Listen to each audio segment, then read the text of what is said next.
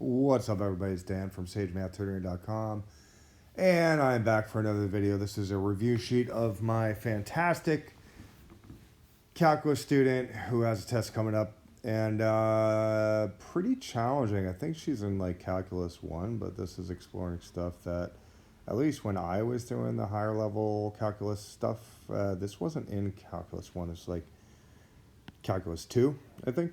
So good amount of concepts in this review sheet, but we're going to dive in.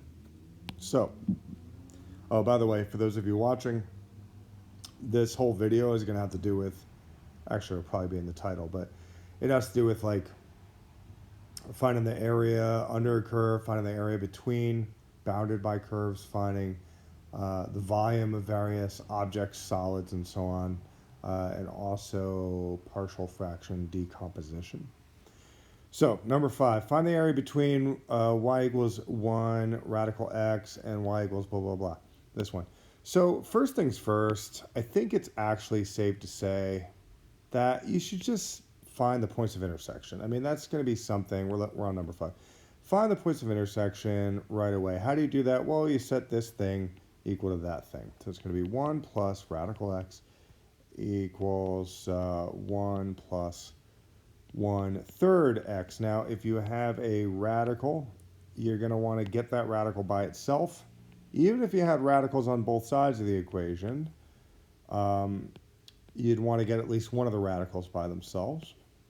Now, when you subtract 1 from both sides, they cancel. Now, the reason for getting that radical on both sides is at that point you can square both sides. Then you would have just an x equals 1 over 9 x squared. And then at that point we have a quadratic equation. Let's set it equal to 0. Not a bad way to go. Subtracting x from both sides would give us 1/9 x squared minus x. Okay. At that point we can then factor out the GCF, which would be x times 1/9 x minus 1. So, craziness, right? Some crazy stuff going on. But the bottom line is what this means is that x equals 0. And x, if we were to take this and set it equal to 0, which is what we should do, we would quickly see that it's 9. Okay? So the points of intersection of these two graphs are such that the x-coordinates are 0 and 9, which is really the most important thing we need to know when we're going to find the area between the two graphs. So now the question is, what do we do from here? What do the graphs look like? Well, we know that we're analyzing the area between these x values now. So you can put your 0 down here and your 9 up here. Now, really what you're doing is it's going to be the top graph minus the bottom graph. All right, because you have one graph on top and one graph down below. And what you're doing is you're finding this area, okay? You're finding that area. And the top graph is the green one, we could say, and the bottom graph is the blue graph, okay? Now, when I say top and bottom, I mean as it pertains to the bounded region. So we can clearly see the bounded region is this red region, okay? And the top part of the red region is the green graph. Now, I kind of cut to the chase and actually did do a rough draft sketch of these two graphs. Now, let's think about it. The bottom line is, let's be more specific. More specifically, the graph should look a little something like, keep this one in green. This is a square root function graph where it has a vertical shift upward of 1 unit. So that means that it starts here at 1 and then it goes like that. So for my student at home, unfortunately, I would strongly recommend that you become familiar with a square root graph. All right, it does look something like that. If you have to pull out a reference guide, and maybe even on Google Images, you could be like, you type in parent functions, okay? You're probably going to see a whole bunch of diagrams of square root function, a parabola, etc. Now this is a linear one, even though it's written in a weird way. That's actually the y-intercept. That's old school algebra. The y-intercept is 1, and then we have a slope of 1 over 3, so it goes up 1 over 3. I'll keep that in blue. So that means that it has a y-intercept here, but then it goes up 1 over 3. Now it just goes out like that. All right. So as it pertains to this scenario, this red is the bounded region. So I'm actually going to get rid of the other thing. Okay. So hopefully that makes sense. Now the way to find this area here is to, do this integral where you set it up such that the top graph is subtracting the bottom graph. In other words, the area underneath the top curve minus the area underneath the bottom curve should give you the red region. That's the logic behind it. And I think we can agree that therefore, as it pertains to this problem, the top graph is going to be this one. And we're going to be subtracting the entire quantity of 1 plus 1/3 x. And it will be a dx scenario there. And at that point, the ones are going to cancel. Then you're going to end up with radical x. Now I'm just going to represent that as x to the 1/2 for now.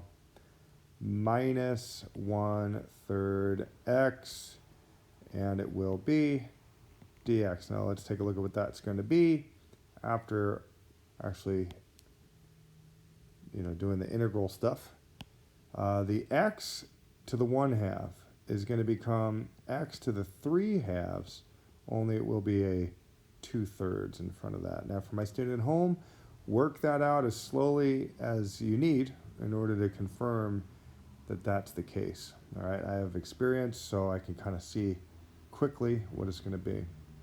Now, the negative 1/3 x right here, that's going to become negative 1 over 6 x squared. For my student at home, please feel free to confirm that as well.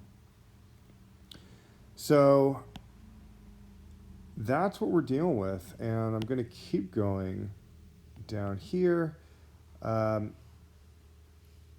It would be 2/3 times something raised to the 3/2. We're going to worry about the parentheses in a moment. Just focusing on the big picture.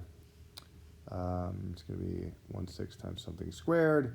And then we will be subtracting actually the entirety of the second thing.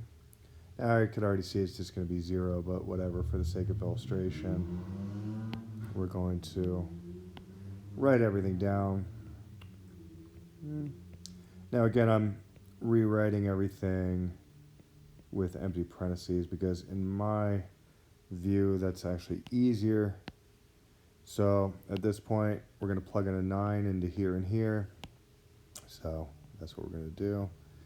And we're going to plug that 0 into there and there. So that's what we're going to do. Now, this whole region is a godsend. That's just going to become a 0. So I say we're going to forget about it. Let's just forget about this, because when you subtract 0, it's just like, it doesn't matter. So the question is, what is 2/3 times 9 to the 3/2? Well, 9 to the 3/2 is really the square root of 9 raised to the 3rd power. For my student at home, just remember, anytime you have x raised to a fraction, like 3/2, it's almost as though you can tilt the fraction over to the right, where, I'll just make the 2 blue, I'm going to make the 3 yellow. If you tilt the fraction over, the blue 2 goes here, and the yellow 3 goes up top. Now sometimes you could put the yellow 3 underneath the radical symbol and do x cubed and then take the square root of that. That would be fine. Now for our purpose down here, this 9 raised to the 3 halves, there is a little 2 there. It's just that we don't typically write it. Okay, the square root is such that it always has a little 2 there. But I didn't write it because it's just the square root of 9. And that's, by the way, why I didn't cube 3. I didn't cube 9 underneath the radical, because the square root of 9 is just 3. And that's an easy calculation. So we're going to worry about that on the next line, though. This is going to be 1/6 times 81. And remember, we are ignoring all this. In fact, I'm going to draw a big X through it and a smiley face, because I love that I don't have to deal with that. So, continuing.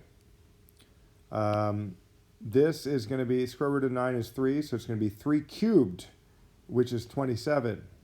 3 cubed is 27. Now that 27 is going to cancel with this 3, right? 27 divided by 3 is 9. So this is going to be 2 times 9. All right, I'm just kind of getting these steps over with. That's going to become 18. For my student at home, if you have to pause the video to make that happen and confirm that, feel free. Radical 9 is 3. 3 cubed is 27. 27 over 3 is 9. That 9 times this 2 is 18. Now, the question is, what about this? 81 divided by 6. Is that a thing? Well, unfortunately, I don't think it is, actually, because 6 is even and 81 is not. So 6 is not a factor of 81. So unfortunately, that will just be 81 over 6. Now, nothing we can't handle. So 18 times 6 is 60 plus 48, which is 108 over 6. So it's going to be 108 over 6 minus 81 over 6. And that would be 8 minus 1 is 7. 10 minus less 2. So it's 27 over 6. So 27 over 6 is at least close to the answer. That can be reduced, though, to 9 over 2. So that is how you do that one. Recap, find the points of intersection first, or at least the x-coordinates of the point of intersection. Understand that that's going to be your numbers that you put here. My vocabulary is failing me. It will be the top curve minus the bottom curve when we're trying to find that red area between the points of intersection. You know, set that up, simplify it, literally just find the integral, and then you're done. Okay? So that's how you do that. Making some space now. Making some space for the next problemo, which is this. So find the area between the red graphs. Well, I say we do the same thing, you know. Find the x-coordinates of the points of intersection. We're going to do that by setting the graphs or the curves or the functions, I think they're functions, yeah, equal to each other. And let's get all the x's on the same side by adding x squared to each side. That would be 2x squared. We're going to add 6 to both sides as well. That will be 18. And then we're going to have x squared equals 9, of course, and then x is equal to plus minus 3. So already we know that the x-coordinates of the points of intersection will be plus and minus 3. Now let's put some thought into what each of these graphs look like. I mean, that's negative x squared, so it's an upside down parabola, but it's shifted up 12 units. So I will color code this. I'll keep it in red, and I'll color code this one as green. So with the red one, it's going to be like that. Now with regards to the green one, that's going to be x squared, so the horns are going to point up, and there's a shift of 6 units down, vertical shift. So that would be a little lower down here, and it kind of goes up like that. Now, apparently, the points of intersection it's reasonable to believe that they would be around there, and they would be corresponding with a -3 and a +3, right? Now, color coding that. I'm gonna get rid of the top problem because it's distracting me. It's a little bit distracting, so we're gonna get rid of that thing. So, yeah, with regards to what we do from here, we can set up the integral now. Actually, I feel like we're ready for that. It's going to be clearly from -3 up to +3, and it's going to be the top one minus the bottom one. Well, the top one is the red one, which is this 12 minus x squared. So it's going to be 12 minus x squared minus the bottom one, which is x squared minus 6, and it will be dx. And when we go ahead and make our lives easier by simplifying that, we're going to have certainly a 12 plus a 6, which is going to be 18. And we will have a -x squared minus another x squared, so it's going to be minus 2x squared dx. And at that point, we're ready to pull the trigger on the antiderivative. It's going to become 18x minus 2 over 3, x to the third, and we've got our 3 and our -3 here. So, looking at that scenario, clearly, of course, it's going to be 18 times something minus 2/3 times something cubed minus bracket another 18 times something else minus a 2/3 times something cubed bracket. Well, this is a 3, this is a 3, this is a -3, this is a -3. Again, this is how I like to do things. I mean, listen, if you like to just flesh out the numbers right away, feel free. But I like to think of the structure first and then the content second. So 18 times 3 is 54. This right here is going to be 3 cubed, which is 27. And 27 times -2/3 is -18. Okay, I actually feel like we just did that. 27, right? And 27 divided by 3 is 9. 9 times -2 is -18.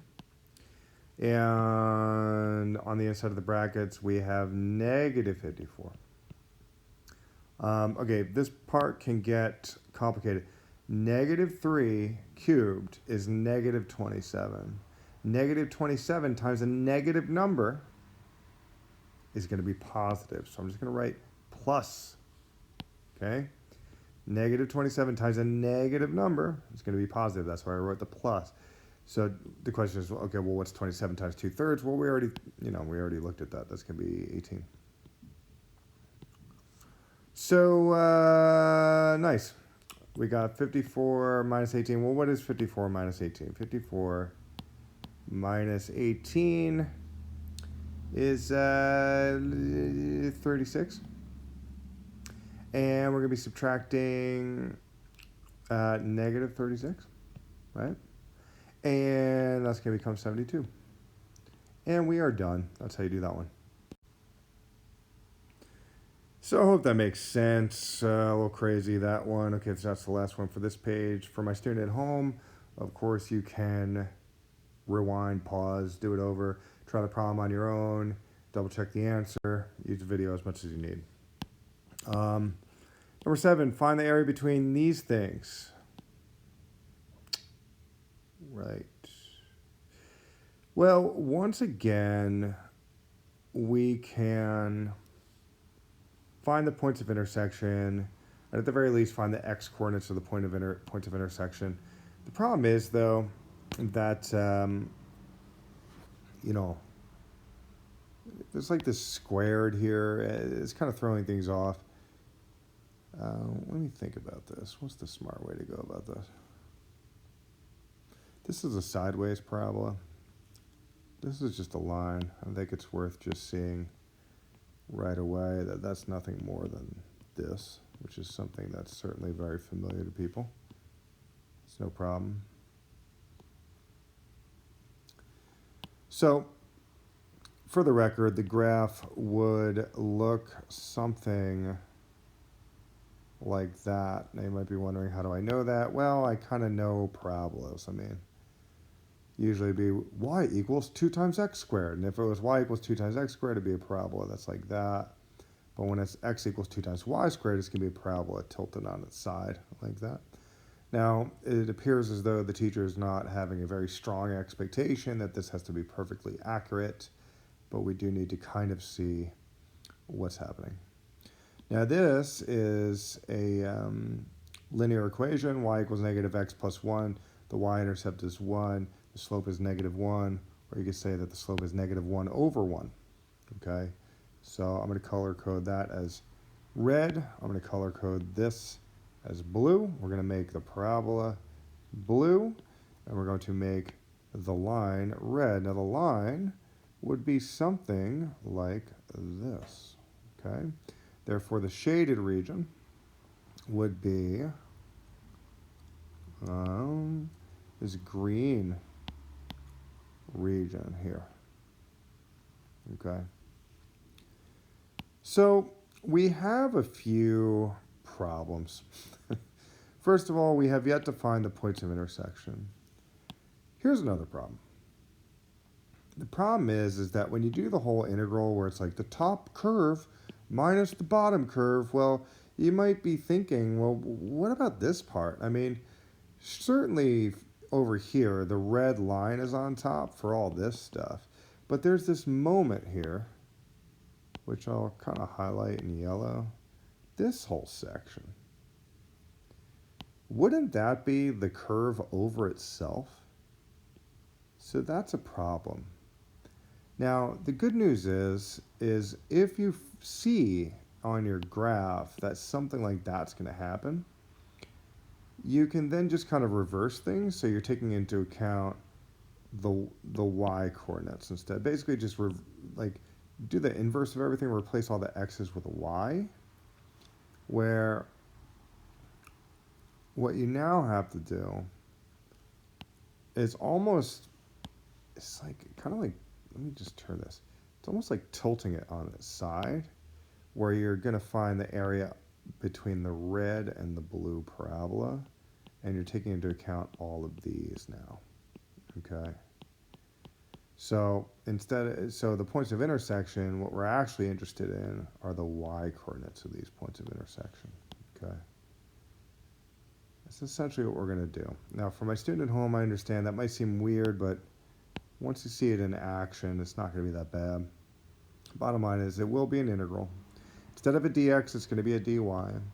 And we're going to have the lesser y coordinate of the point of intersection here, and the greater y coordinate of the points of intersection here, okay?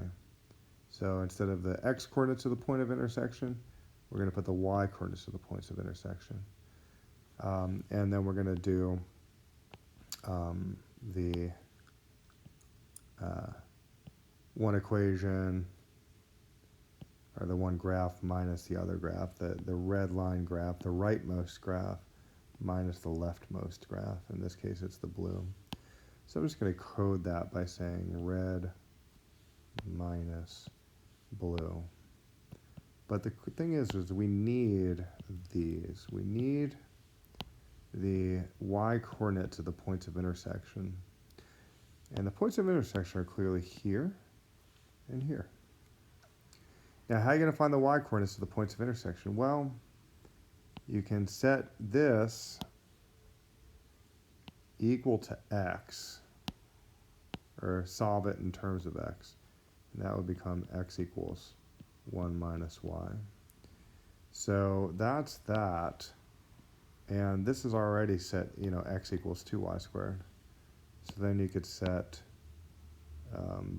these green guys equal to each other. which I'm going to do right here. We're going to do it right here. It's 2y squared equals 1 minus y. That is certainly a quadratic trinomial. We're going to have 2y squared plus y minus 1 equals 0. That is factorable to 2y. We're going to have a y over there. It's definitely going to be a 1 and a 1. And that's going to be positive. That's going to be negative. Now, for my student at home, if you have to practice factoring quadratic trinomials, feel free to do that. Use YouTube videos or whatever, but apparently that's a skill that you're going to need. One way of going about it is to just simply recognize that this times that plus this times that need to equal this. That's one way of thinking about it. Okay. Now, if you don't know what the heck that means, don't worry about it. Just rely on the way that you had learned in the past to do these. So clearly, the y-coordinates of the points of intersection are 1/2 after I set the first parentheses equal to 0, and -1 after I set the next parentheses equal to 0. And that is a beautiful thing because we could finally just fill in the y values there. It goes from -1 all the way up to 1/2. And again, it's going to be this red one minus the blue. But it should be with respect to y. Well, the good news is we already kind of rewrote the red one such that it's in terms of y.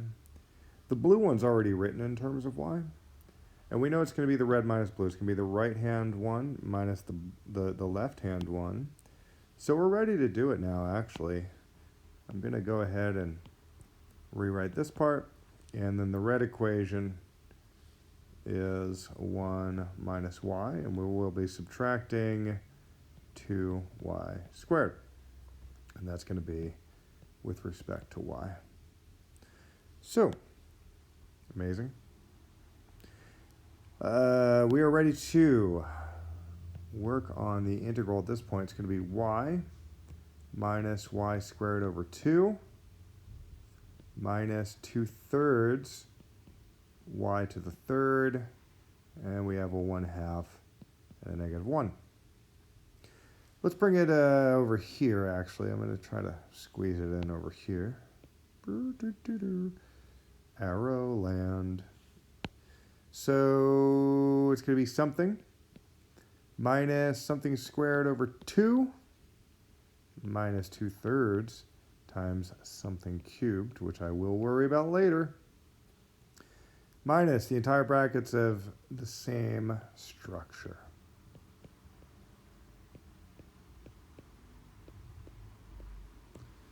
Amazing. The 1/2 in red would go here, here, and here, which we will worry about later. I love worrying about things later. Never put off procrastination. You gotta, when it comes to procrastination, you just gotta do it right away. So we have -1 there, -1 there. All right. So this is going to be annoying. So we have 1/2. All right. 1/2 squared is 1/4. 1/4 over 2 is 1/8. So it's going to be minus 1/8. Okay. 1/2 cubed is 1/8. 1/8 times -2/3 is -2 over 24, which we will worry about later. We're going to be subtracting -1. Let's analyze this. -1 squared is 1, so that's going to be minus 1/2. Let's be clear about this one. -1 cubed is -1. It's going to be a -1 times a -2/3, so already it's going to be a positive. I just take that into account right away. and then it's going to be 2/3. Unbelievable. So, great. We will now distribute negatives, right? We can also simplify 2/24 and call that 1/12. It's going to be plus 1, plus 1/2, and minus 2/3. Okay, clearly the common denominator we need is unfortunately not 12. It's going to be 24. So, in order to make that happen, we got to multiply the first one by 12/12, which is going to be 12/24. This is going to become 3/24. It's going to become 2/24 plus 24/24. 1/2 is going to become 12/24 minus 16/24, which will equal 24 on the bottom for sure. The question is, what's 12 minus 3? Well, that's 9. 9 minus 2 is 7. 7 plus 24 is 31. 31 plus 12 is 43? Yeah.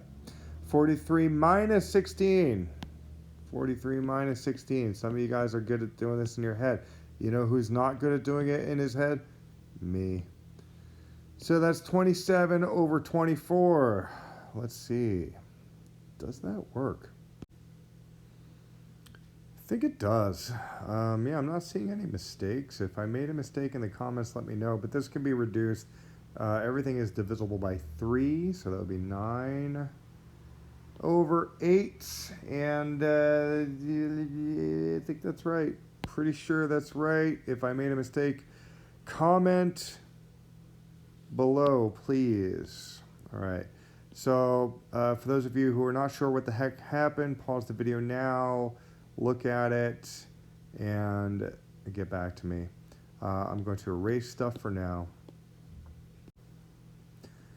All right, number 8 now. So forgive all this. It used to drive me crazy when the teacher would leave stuff on the whiteboard, but let's just bear with it, okay? Give a sketch of the region between curves, blah, blah, blah, from that to that. Okay. Find the area of the region. Okay. So maybe I'm the one who is driving crazy. So I'm going to rewrite it. The curves are clearly y equals cosine x plus 1 and y equals sine of x. And we want to find the area between those where x is between these values. Okay, we now have our mission. I'm going to get rid of that because it's driving me crazy. We're going to just bring all this down and bring this up. Okay. Okay, so these are our two curves, and the goal is to find the area between them. And, well, let's start with getting a sense of what's going on with the graph, right? Let's talk about the parent function. The parent function of sine, or cosine, since it starts with cosine. This is the parent function. This is not our function, but it's the parent function. So the parent function looks something like that. Hopefully that rings a bell. And this is, the midpoint is at pi. This thing is at 2 pi. The point of intersection here is pi over 2. This point of intersection is 3 pi over 2. It's also the case it goes down to -1 and up to +1. Now, when you're analyzing the parent function of sine, that's this kind of thing that goes up and has a peak at pi over 2. And it cuts through, goes down, has its minimum at 3 pi over 2, and then it goes up. Now, in reality, these go on forever, okay? But this is a single period. In a way, it's like a snapshot, okay? Now, this gets as low as -1, and that's -1 too, so it's not drawn to scale. So the bottom line is this cosine function is going to be the same thing as the red one, only it's shifted up 1 unit. The sine function is going to remain just the sine function. So now we're going to sort of apply that transformation. And since we're shifting the sine function or cosine up 1 unit, I'm just going to represent that 2. We're going to keep the cosine function in red. Now, if we're doing a vertical shift up 1, that basically means you take all these critical points. See, that's kind of an interesting point right there. That's an interesting point. That's the minimum. That's an interesting point. That's a point of intersection. That's an interesting point. That's a point right there, a maximum, right? So that's an interesting point. So you just take the interesting points and you move them up 1, okay? That's all. See, this interesting point's there. Let's keep the same period going, at least for now, even though we're not going to need the whole thing, to be honest. We'll call that 2 pi. Let's get that over with.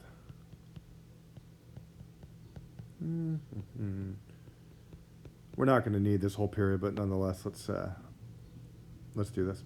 So the cosine is going to have its sort of midline point there now.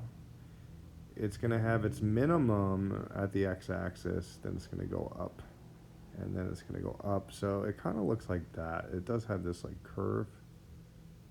So it looks almost like a bowl or something. Now the sine, we already discussed. The sine is just sine doing its thing, being boring, no transformations whatsoever with that. Okay, so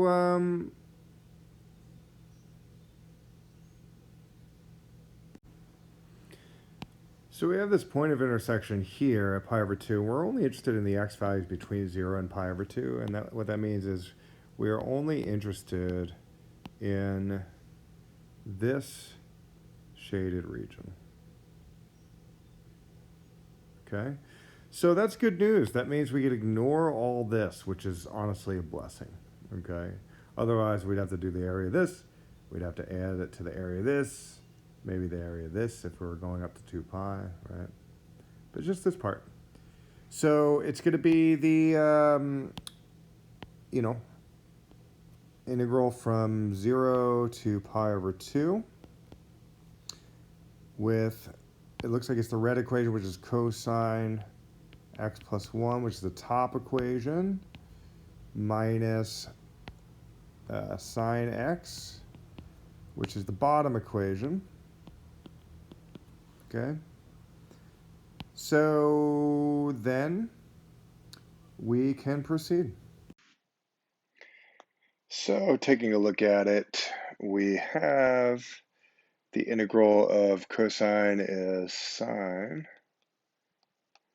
The integral as it pertains to 1 would be x. And then the integral of sine x would be negative cosine. So I'm going to make sure that that's written there. And we have all this good stuff here. Obviously, that could be simplified a bit more, so I'm going to do that. Let's see, we've got sine of x plus cosine. I'll write it that way, that's fine. Plus x. Okay. Now, pi over 2, as many of you know, is the same as really 90 degrees. You can think of it that way. So when you substitute in pi over 2 for this sort of first round, it would be sine of pi over 2 plus cosine of pi over 2 plus pi over 2. And we will be subtracting the entire quantity of sine of 0 plus cosine of 0 and plus 0, which I'm not going to write. All right. So from that point forward, sine of pi over 2, sine of 90 degrees is 1. Cosine of pi over 2 is 0. Now that's something that you could use your calculator to confirm, or you could sort of recall the unit circle and trig class, it's likely the case the teacher went over the unit circle and the various sort of famous radian measurements and trig functions as they relate to those radian measurements. Pi over 2 is just pi over 2. And we're going to be subtracting sine of 0. Let's actually just kind of do this right now. Sine of 0 is 0, and cosine of 0 is, that would be 1.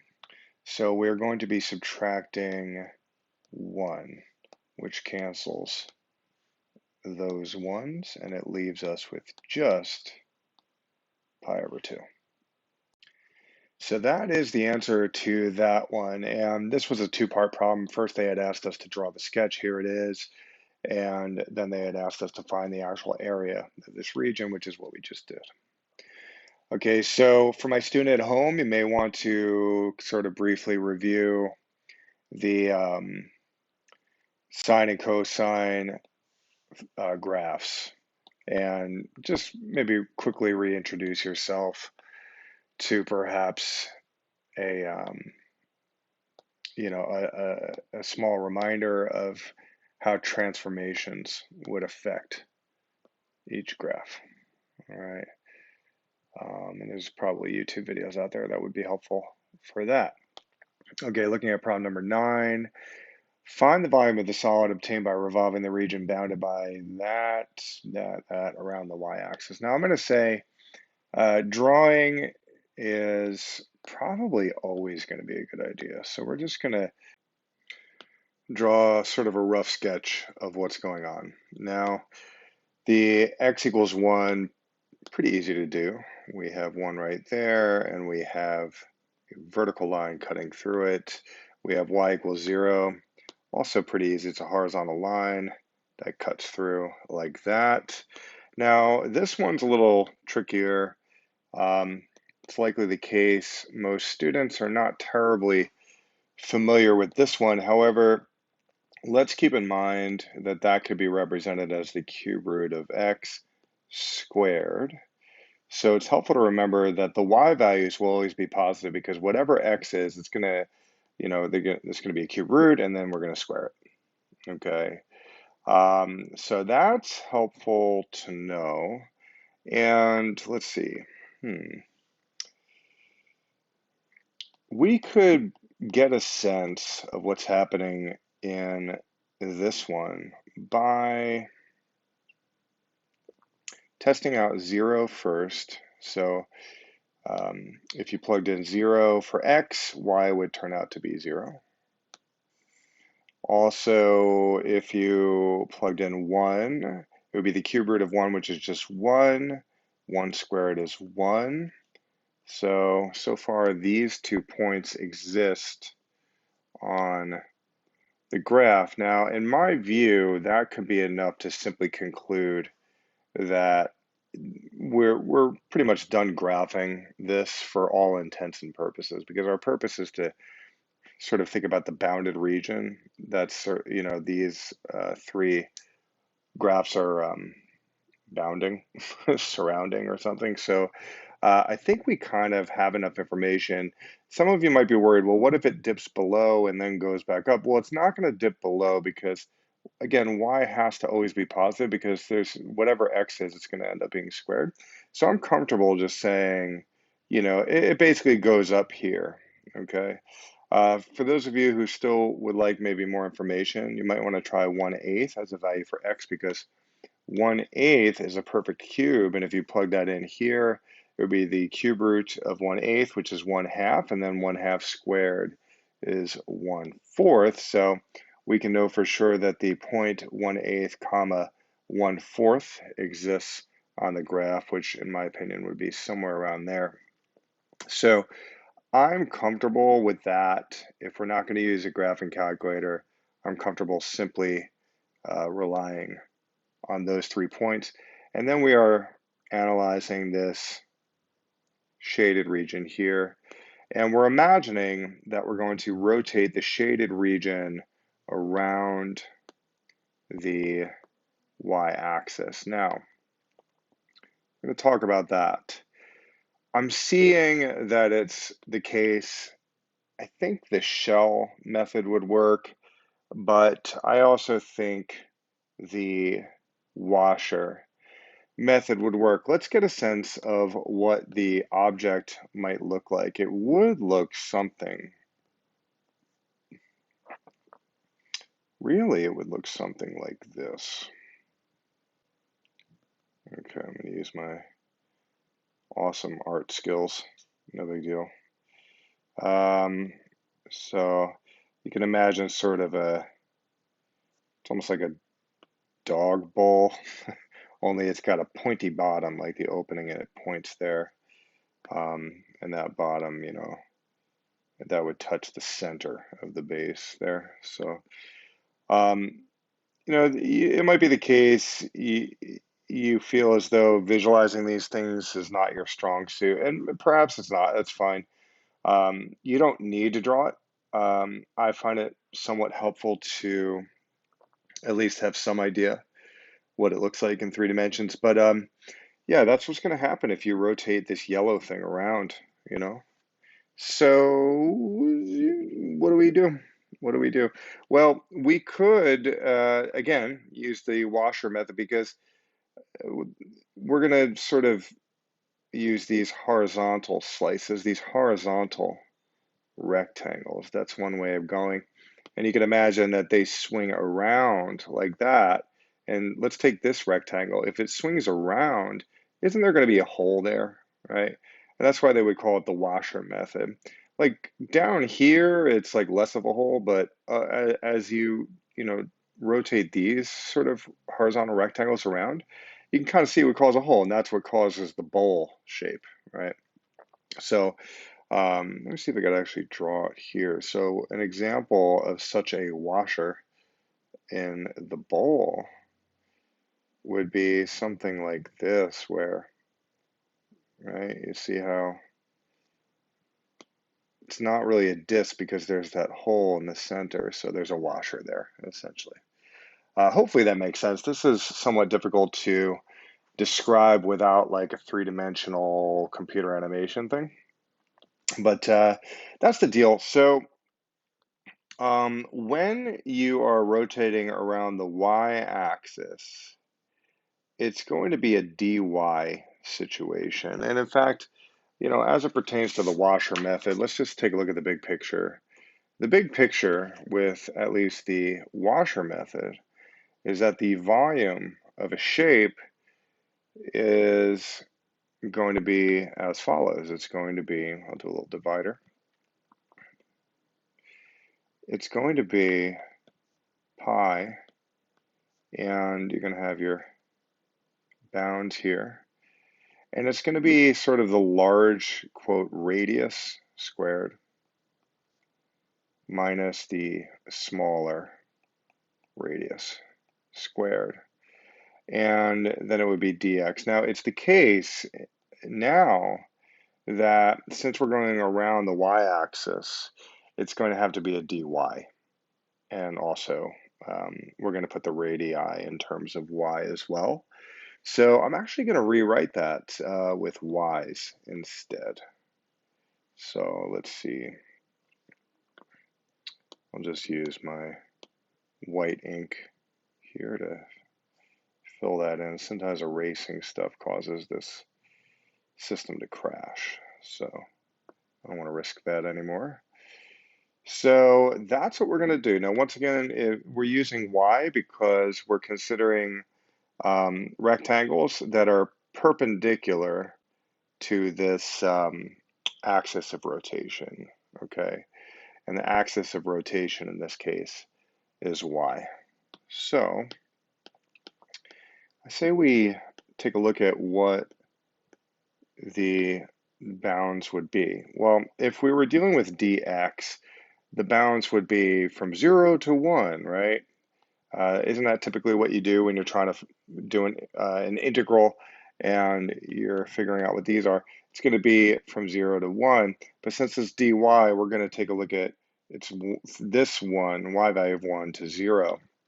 So you have to kind of reverse things in your head a little bit So let's at least get that down. It's going to be 1 to 0. Now, again, these are y values.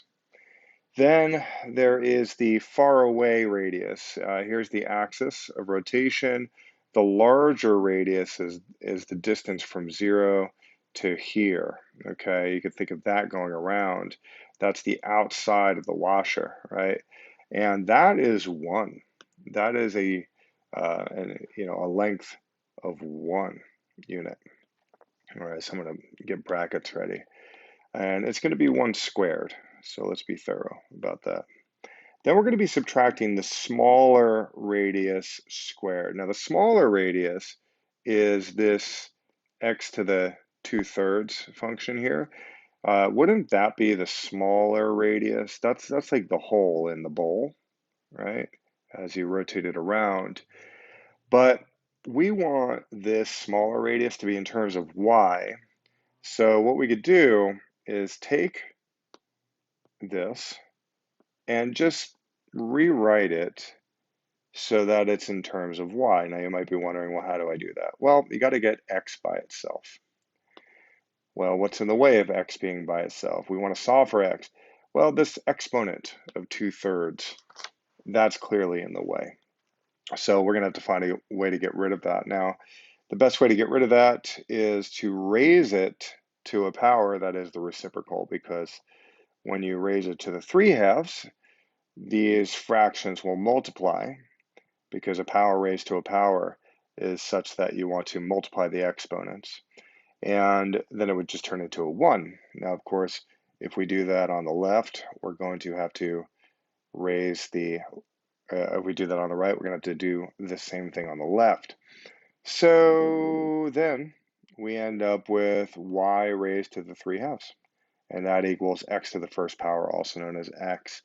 So this is literally the exact same function, only now, we have x in terms of y. And that's what we want for this, because this is the small radius in terms of y. So that's what we're going to be subtracting. We're going to be subtracting y to the 3/2 squared, okay? And that's all dy. Now, at that point, I would simplify before doing anything else. So we're going to keep going. I'm going to rewrite it down here. And obviously it is 1. Now, when we raise y to the 3/2 to the power of 2, we would multiply these exponents as well. The 2's would cancel, and then you end up with minus, looks like y to the 3rd, right? And then we still have our dy. So, cool. Then we're ready to integrate. We're going to keep that pi on the outside. The 1 turns into a y, and this turns into y to the 4th over 4. And then we have our 1, 0. Now, let's keep going. I'm going to keep going and keep the pi on the outside. We're going to say that till the end. It's going to be something minus something to the 4th all over 4 minus something minus something to the 4th all over 4. And what belongs in these parentheses here? Well, that would be 1. That would be 1, and we would have 0, and we would have 0. Now, the good news is with this part, some of you probably caught it already. That's just going to become 0. So on the next line, we really only need to contend with this. Well, what's 1 to the 4th? That's just 1. So it's really 1 minus 1/4 right there. And then that would be 4 over 4 minus 1/4, which is 3/4. And therefore the answer is 3 pi over 4. Or you could think of it as 3/4 pi. Okay. So that is how you do that one. Once again, if you have rectangles that are perpendicular to the axis of rotation, you have to take that into account with regards to whether or not it's going to be dx or dy, whether or not these functions are going to be in terms of x or in terms of y. And since the axis of rotation was the y-axis, it would be this setup here. Had the axis of rotation been the x-axis and had our rectangle's been vertical, then it would have been a dx situation. And actually, in that case, it would have been the washer method. There'd be no hole. It wouldn't create a bowl shape. It would create a solid. It would create like a bowl shape, only without the bowl scooping part that enables you to put food into it. Okay. Anyway, if that confuses you, disregard everything I literally just said and only pay attention to what we did here. So that's how you do number 9. Okay, number 10, the region enclosed by the curves, that one, and rotated around about the line x equals 1. So once again, drawing something of a rough draft sketch would be helpful. So we'll keep that up here, but we are on number 10. So with regards to the rough draft sketch, x cubed, first of all, x equals 1 is easy to do. So let's kind of get that over with. That would be this line right there. And x cubed and radical x, in my opinion, radical x is fairly easy to do because at some point you all should have learned that parent function. That's actually the parent function of a square root function. So that definitely looks like that. It goes on forever. It does not. There's nothing over here though. Now, let's say you had forgotten that. Well, you could bust out an XY table and kind of figure it out. And this is actually very similar to the last problem, actually. The last problem did go in different directions, just so you know, that function, but this one's only here. Now, x cubed, well, that one is such that it looks like this.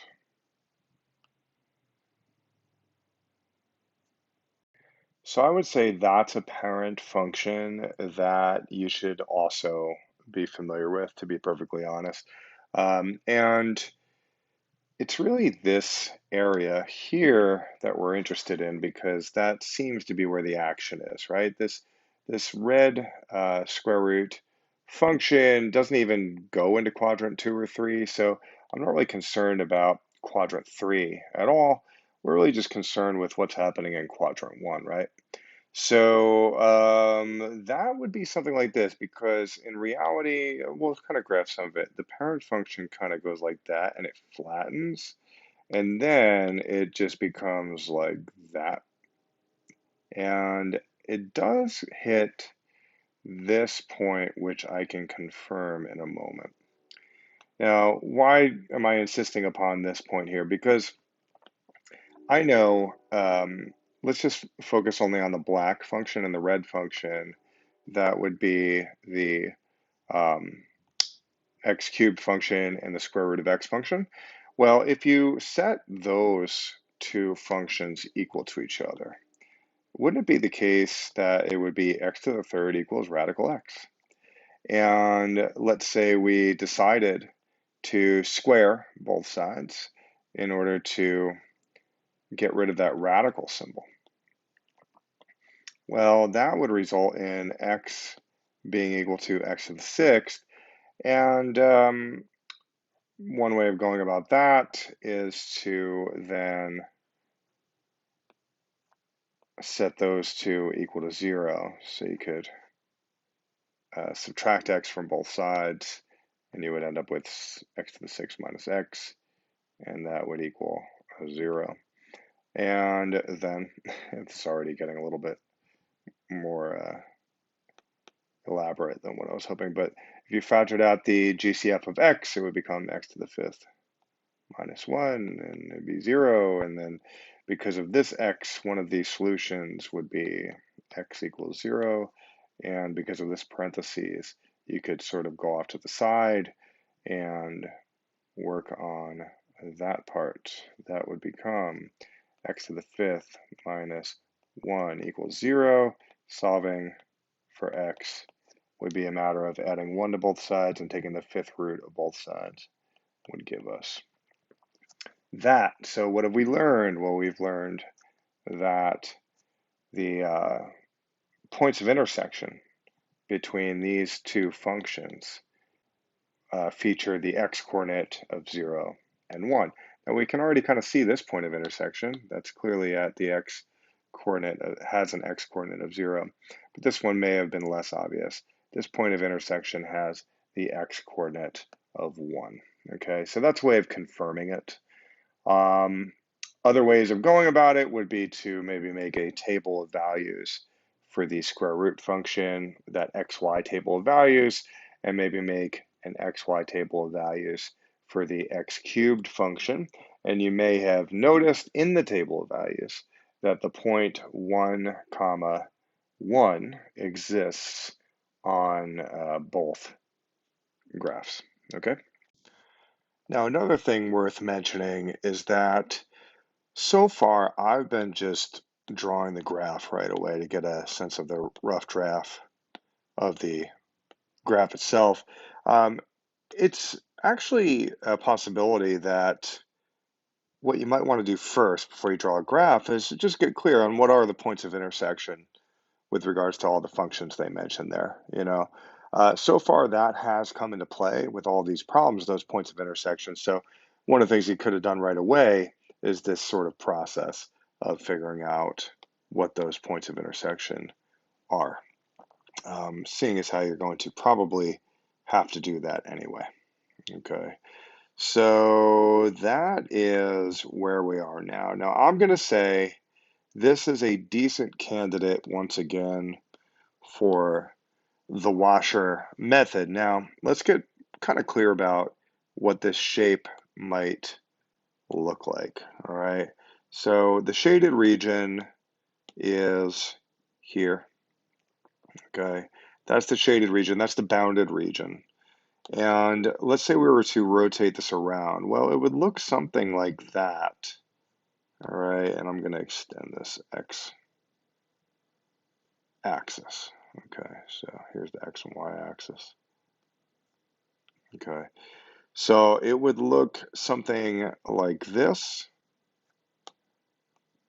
Okay, shade that in. And if we brought it into sort of 3 dimensions, maybe it would look something like that, where there's this sort of opening at the bottom. You can imagine that. It's almost like a bowl turned upside down. It's kind of a weird looking bowl that has a pointy inside. It's actually very similar to, I think, the last problem, actually, right? I'm getting flashbacks of the last problem, only it's definitely flipped upside down. Okay. Now, I'd like to discuss the washer method in a slightly different way because I think my student is going to benefit from it.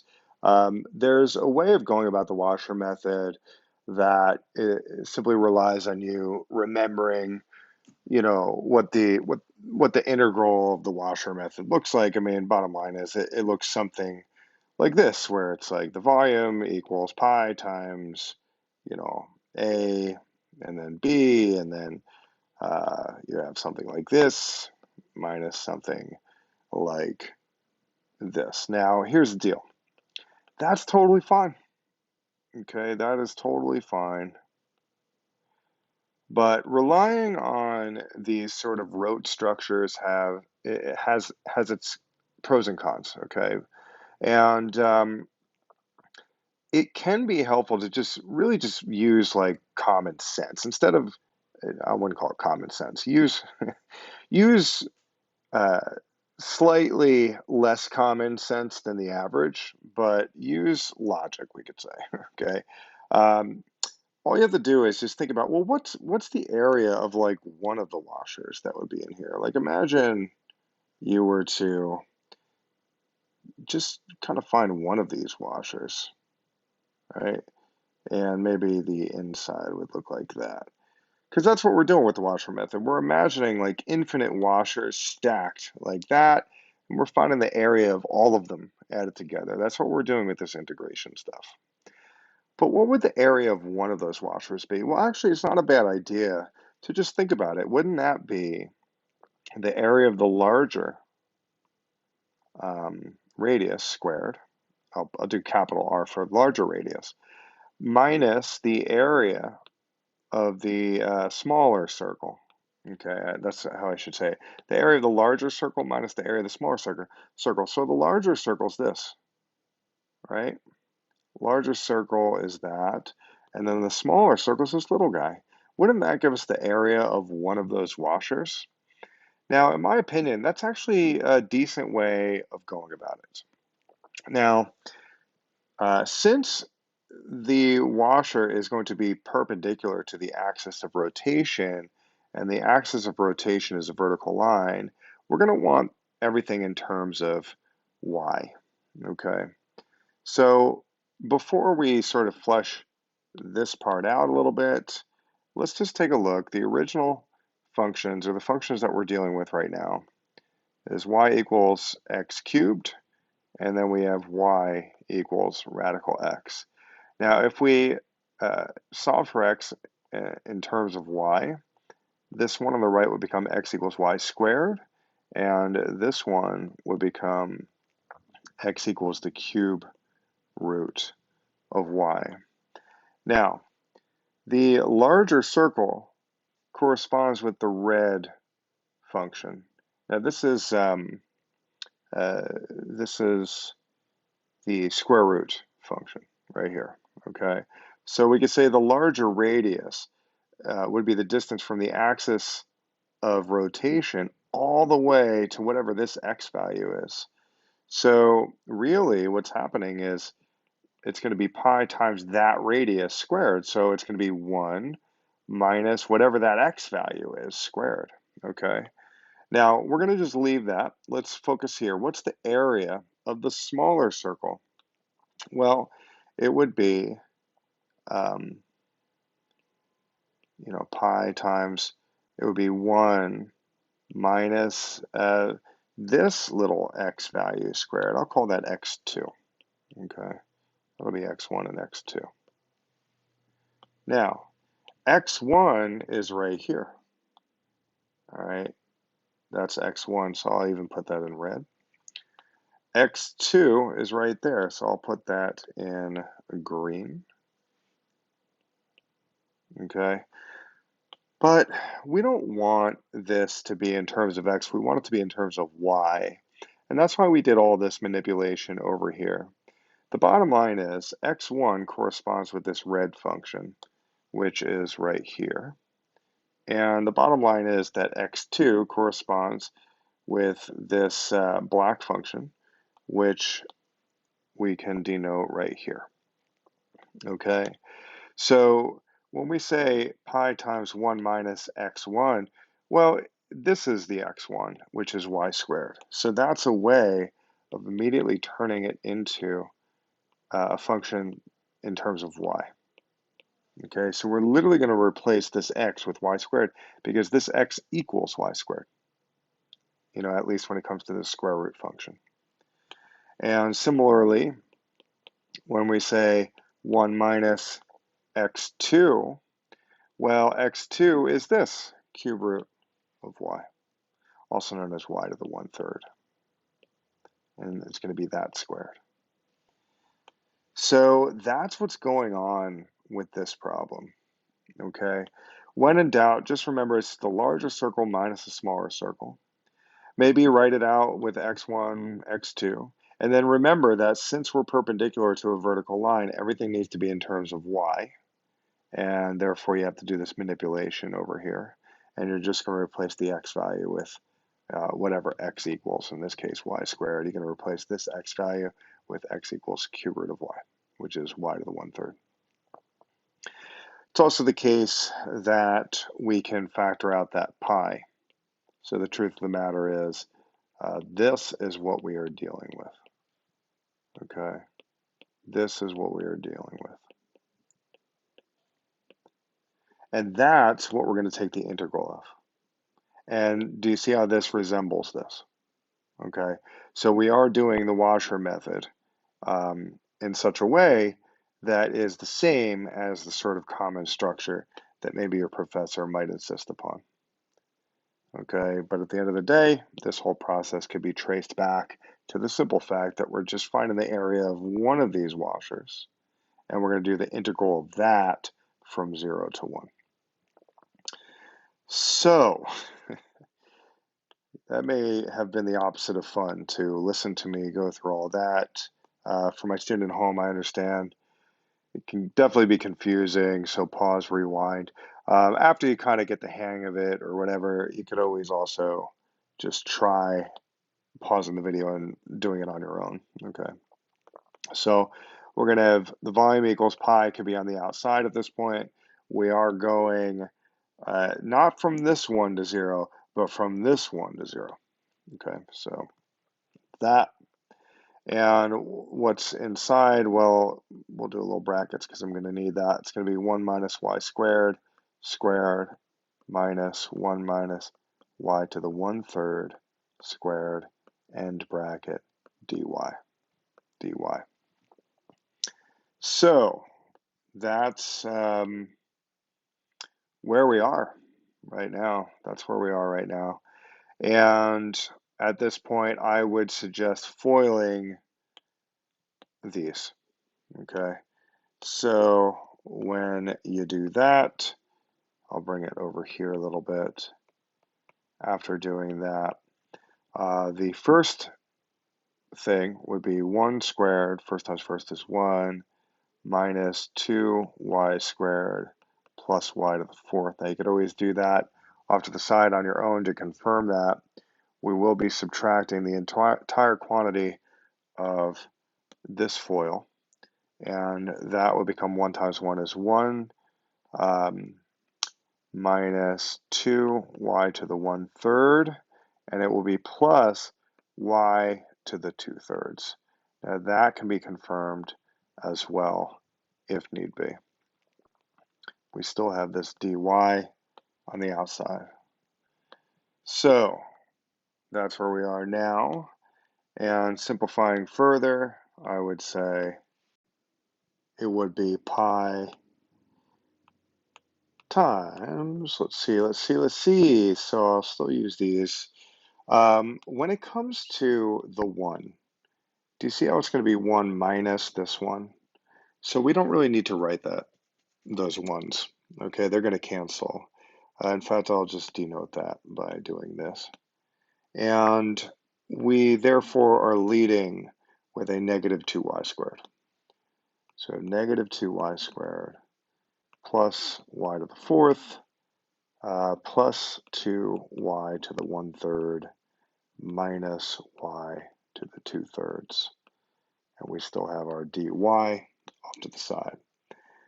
Now, looking at it from here, it would become the following. We would have negative 2/3 y to the 3rd plus 1/5 y to the 5th plus 2 times 1/3 plus 3/3 is 4/3. So it's going to be 2 times 3 over 4 times y to the 4/3.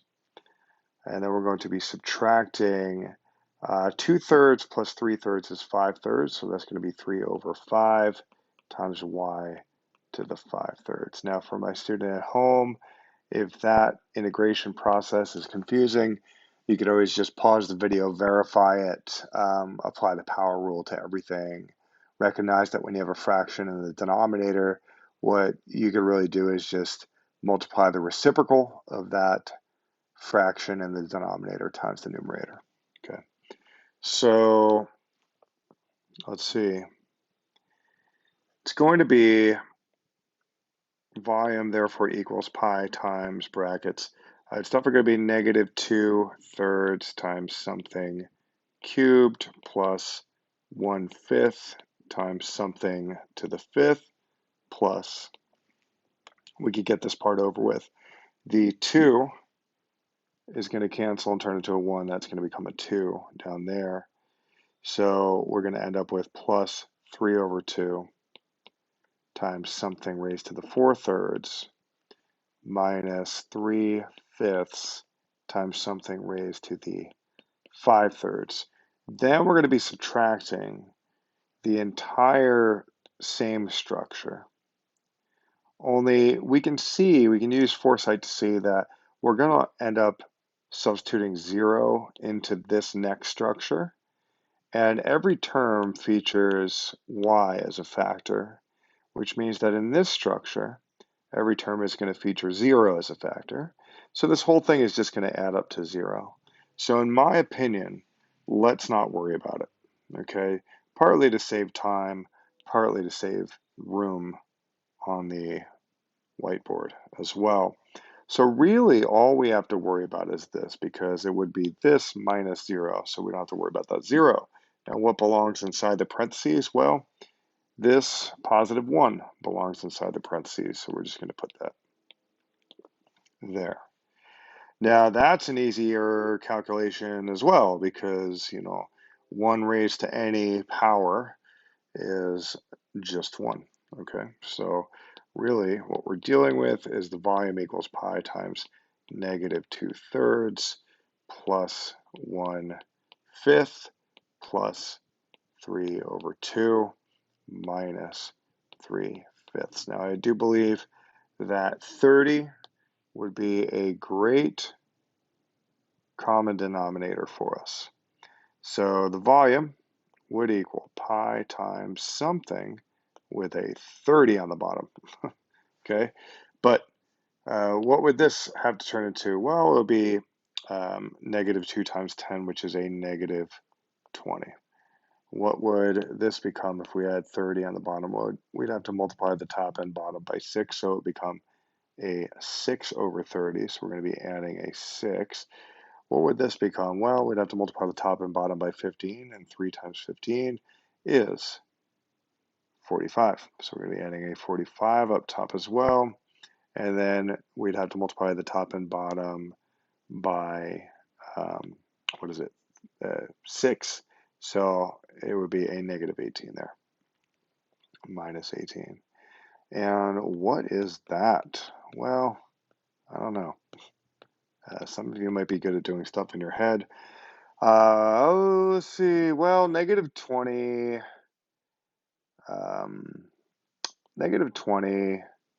minus the 18 is negative 38, and negative 38 combined with 45, that's the same as 45 minus 38.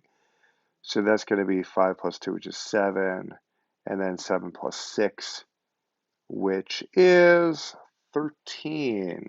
13.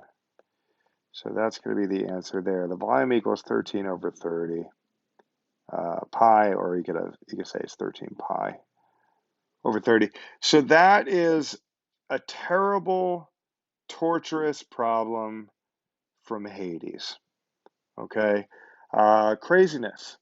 Definitely the washer method. You're going to have your skills intact. Remember, we're just, when it comes to what are we writing in here? Well, we're just finding the area of one of these rings or one of these washers, and then we do the whole integration. Okay, so just remember that. Okay, so looking at the next problem, problem number 11. Find the volume of the region in the first quadrant, y equals cosine x, from x equals 0 to x equals pi over 2, revolved around the x-axis. So, first of all, the graph of a cosine function looks something like this. And this is 0. This point right here in the middle would be pi. The point at the end would be 2 pi. This critical value would be pi over 2. This critical value would be 3 pi over 2. Now that's definitely something you should know and memorize and maybe have a refresher on. We are only interested from 0 to pi over 2. So we're only interested in this region right here. And we will be rotating it around the x-axis. Okay, we're going to be rotating it like that. So what I'm going to do is just erase some of this other stuff here. And we're going to think about it. They give us a hint where they're like, by the way, cosine squared x equals something else. So what that means is we're probably going to end up in a situation where we have a cosine squared x, and it's going to be a problem, okay? And I can already kind of see what it's going to be. Now, as far as the shape, it's going to be like that. So it's going to be this like solid bowl, only with no bowl section that you could put stuff in.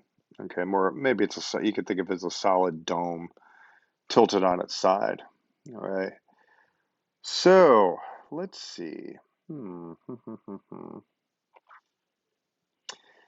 Well, that's the disk method. What we really need to do is find, or at least get clear about, what would this look like? Well, it would look something like this. And what we could do is find the area of just one of these disks, right? Can we do that? I feel like we could. Just find the area of one of those. And if we could just find the area of one of those, like that's what's going to go in the integral.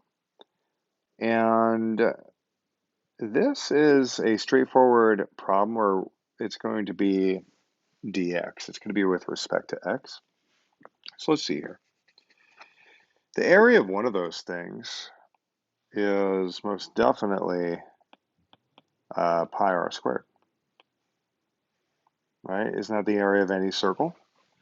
Well, the radius in this case is the distance from the center all the way to there, and that radius is that that kind of y distance, right? And the y distance is denoted by cosine, right? Y equals cosine of x. So far so good. I mean, the area of this thing is going to equal pi times cosine of x squared, right? Now, cosine of x squared is often written as cosine squared x, right? Understand that when you see cosine squared x, it really means this, okay? So we are home free. In my opinion, this one's actually easier than the others because they remind us that cosine squared x is really that. Well, that's important to know because this would be tricky to find the integral of, whereas this we could probably use u substitution for that one. So I say we bring everything over to this section, and we could already begin the process of setting up the integral. We already know it's going to be from 0 to pi over 2. And we also know it's going to be pi times cosine squared. So we're going to put the pi on the outside, and it's going to be cosine squared. Now, cosine squared is really 1/2 1 plus cosine 2x, and it's going to be dx in that case. Now, this 1/2 could go on the outside as well, couldn't it? So I'm just going to go ahead and write the 1/2 on the outside. So we'll put that as pi over 2. So really, this is what we're dealing with. And in my view, u substitution would not be the end of the world. So we'll say that u equals 2x. Therefore, du equals 2dx. And therefore, dx would equal du over 2. Now, what that means is we can then rewrite the whole thing only with, let's see, the 2x replaced with a u, so it's going to be cosine of u, and the dx could be replaced with a du over 2. Now, in reality, this 2, it's really a 1 over 2, could get brought outside as well. So we're going to go ahead and do that right now. When we bring this 2 to the outside, this denominator of 2 to the outside, and really it's a 1 over 2, it's going to become pi over 4 in that case. And we still have all the other things there, okay? So really it's going to become 1 plus cosine of u du, okay? So now that is something we can most definitely integrate. Now, the integral of cosine is just sine, which is great. All right, so that really makes our life easier. So really what this will become is pi over 4 times, we'll say it would be u in this case, because this 1 would turn into a u. And we would also have sine u and pi over 2, 0.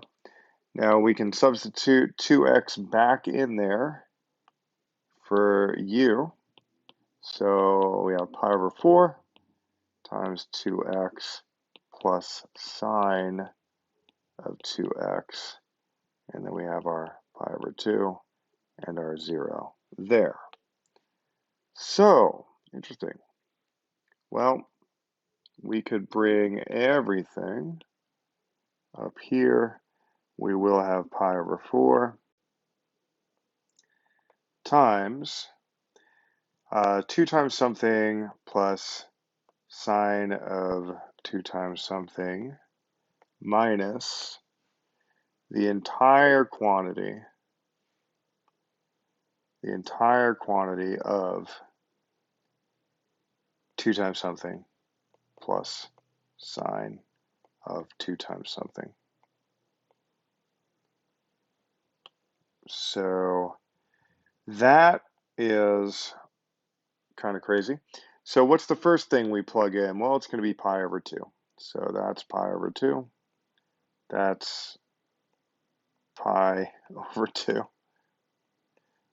This would be 0, and this would be 0. So looking at the next step, we're going to recognize that 2 times pi over 2 is just pi. And we're going to recognize that this 2 times pi over 2 is just pi. Sine of pi is 0, so we're going to be adding 0 to that, and we will be subtracting everything that's inside these parentheses. 2 times 0 is just 0, and then we have sine of 2 times 0. Well, this is, let's see, 2 times 0 is just 0, and sine of 0 is 0. So we're just going to be adding a 0 there. So what we end up with is pi over 4 times pi. And that ends up becoming pi squared over 4. So that right there is kind of an unusual answer. But that is the answer. That's the answer right there. So that is how you do problem number 11. Okay, problem number 12. Find the volume of a pyramid with height h and the base of an equilateral triangle with side A. Okay, so first of all, the volume of any pyramid, I'll call it V sub p, is going to equal the area of the base times the height. And it's going to be that times 1/3, or you could think of that as divided by 3. So,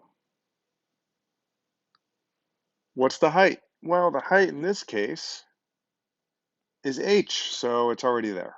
And we have our 3. So the only question at this point is, what is the area of the base? Well, apparently the base is an equilateral triangle with side A, so we're going to analyze that. Here's an equilateral triangle with side A.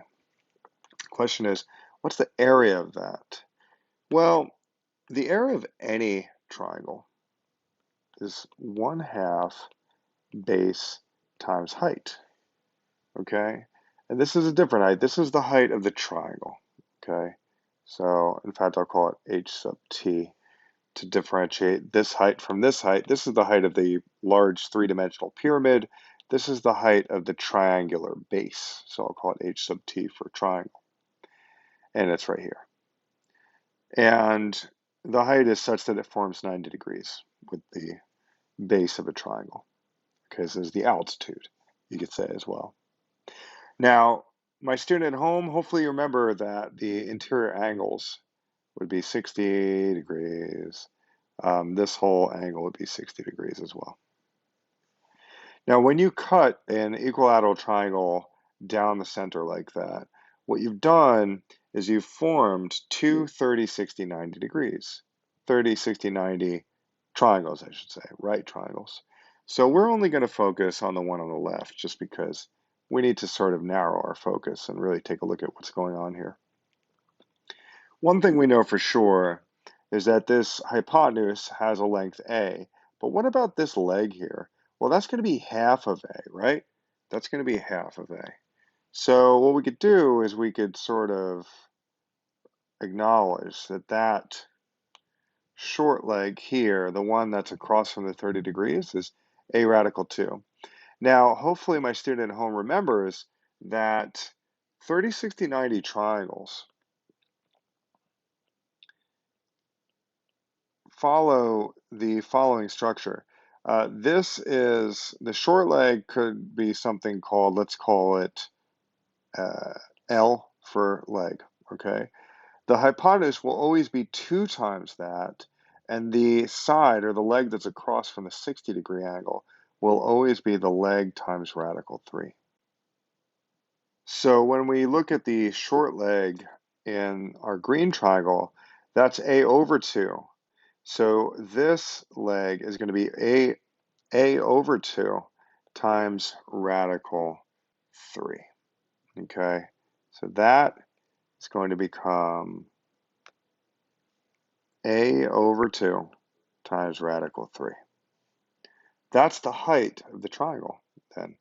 Okay, that's the height of the, it's kind of written in yellow, but that's A over 2 times radical 3. That's the height of the triangle, so I'm going to write that.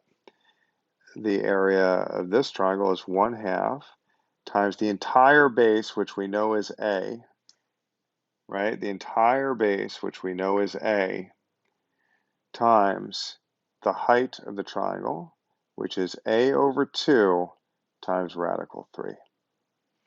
Now, these denominators of 2 can certainly be multiplied together, and everything would end up becoming A squared times radical 3 over 4. So that is the area of this equilateral triangle that has a side length of A. Okay? So that's the area of the base, because according to the problem, the base is an equilateral triangle. So we're going to go ahead and say that the volume of the pyramid is A squared times radical 3 over 4 times H, and we can say that's all over 3. Now, dividing by 3 is the same as multiplying by 1/3. So when I say this whole number divided by 3, it's really the same thing as saying this whole number times 1/3. So I'm going to get rid of the 3 on the bottom. I'm going to write it as a more friendly version of itself that says times 1/3 times this whole thing. Okay. And that way we can clearly see, oh, I have to multiply those denominators. So ultimately, it's going to become A squared, I don't know, I'll just put the H first, and then this radical 3 all over 12. So that's how you do that one. Now, I would say that you could expect the answer to be written such that the radical 3 is off to the side. Typically, they'll do that. If you have a radical something, usually just bring that all the way over to the right. Now, would it have been, wrong if I wrote A squared radical 3 times H over 12? No, but again, good form, at least according to most textbooks, is to have the radical sort of off to the side like that.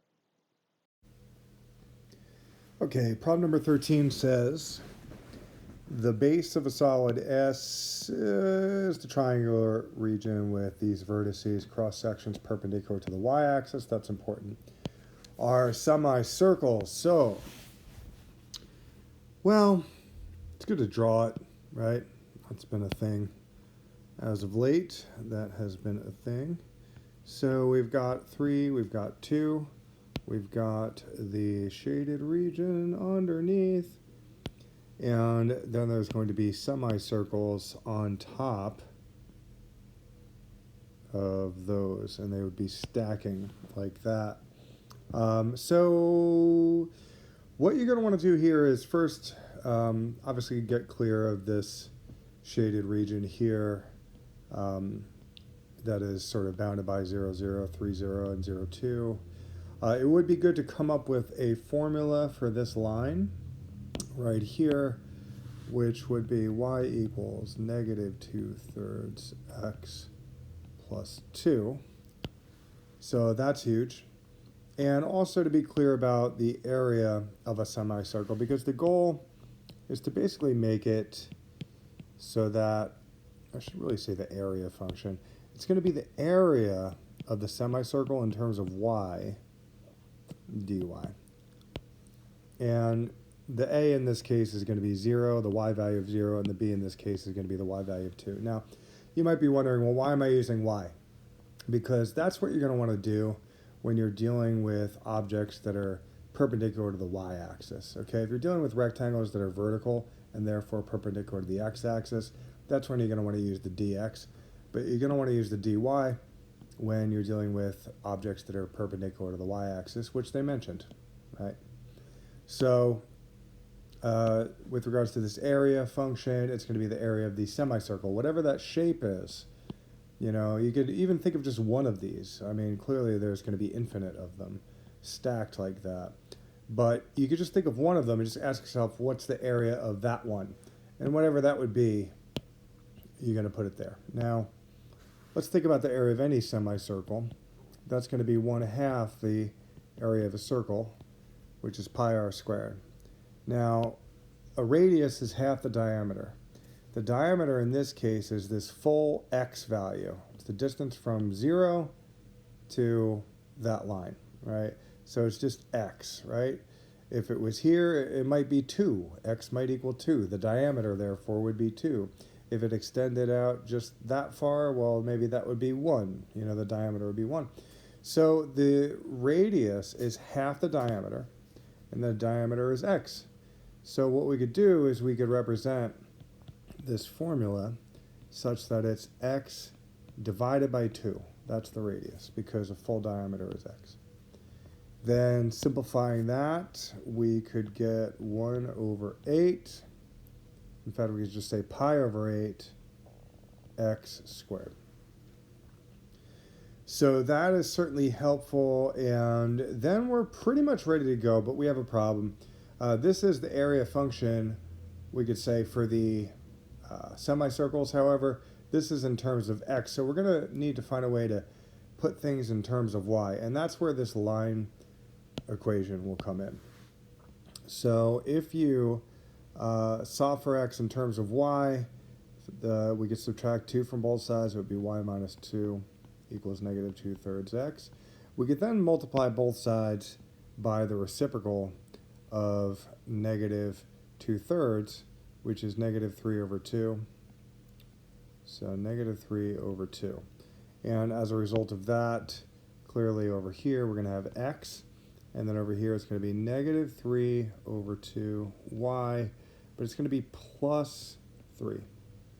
Okay, so the bottom line is these equations of the line are, you know, the same line. It's just that one is in terms of x, the other is in terms of y. We want this scenario, we want to replace an x with this. So that's what we're going to do. The truth is that the area of a semicircle is really pi over 8 times something squared. Well, that would be x squared. X equals this.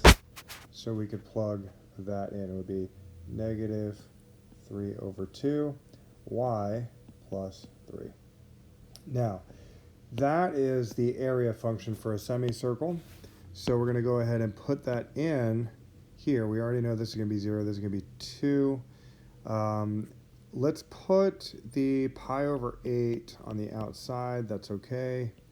We're going to have our negative 3 halves y plus 3 raised to the second power dy. So we will have to FOIL this.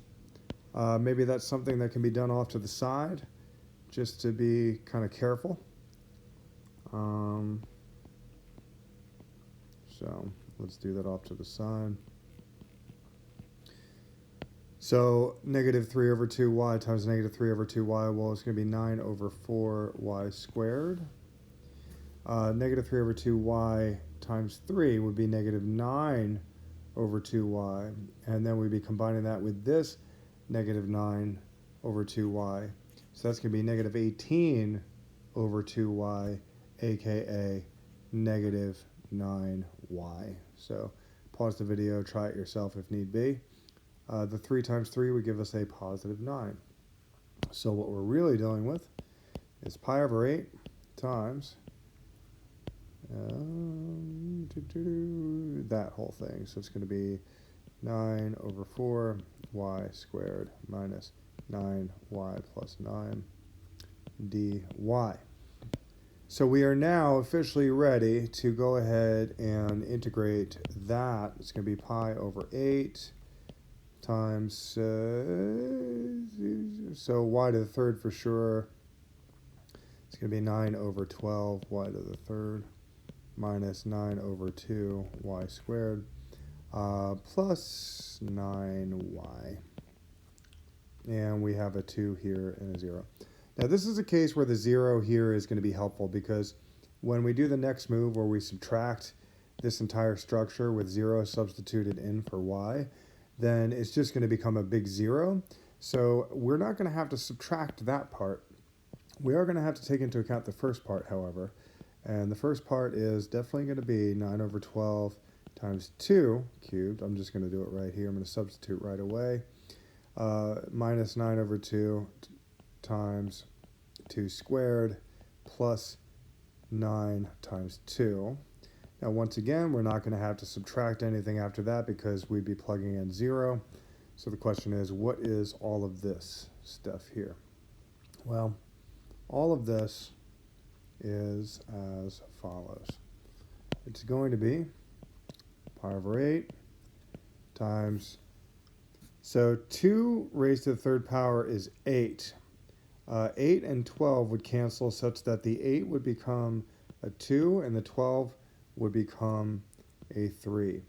Another way of seeing it, and I'm catching this now, some of you may have caught it later, the 9 could become a 3 and the 12 could have become a 4 as well. So that's another way of kind of approaching this. So let's try that again.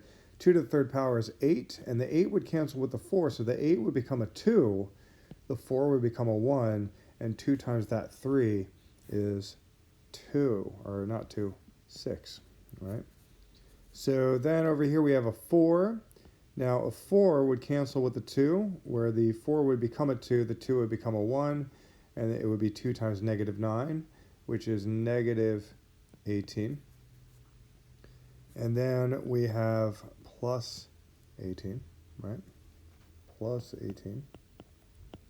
And these would cancel, giving us just pi over 8 times 6, aka 3 pi over 4.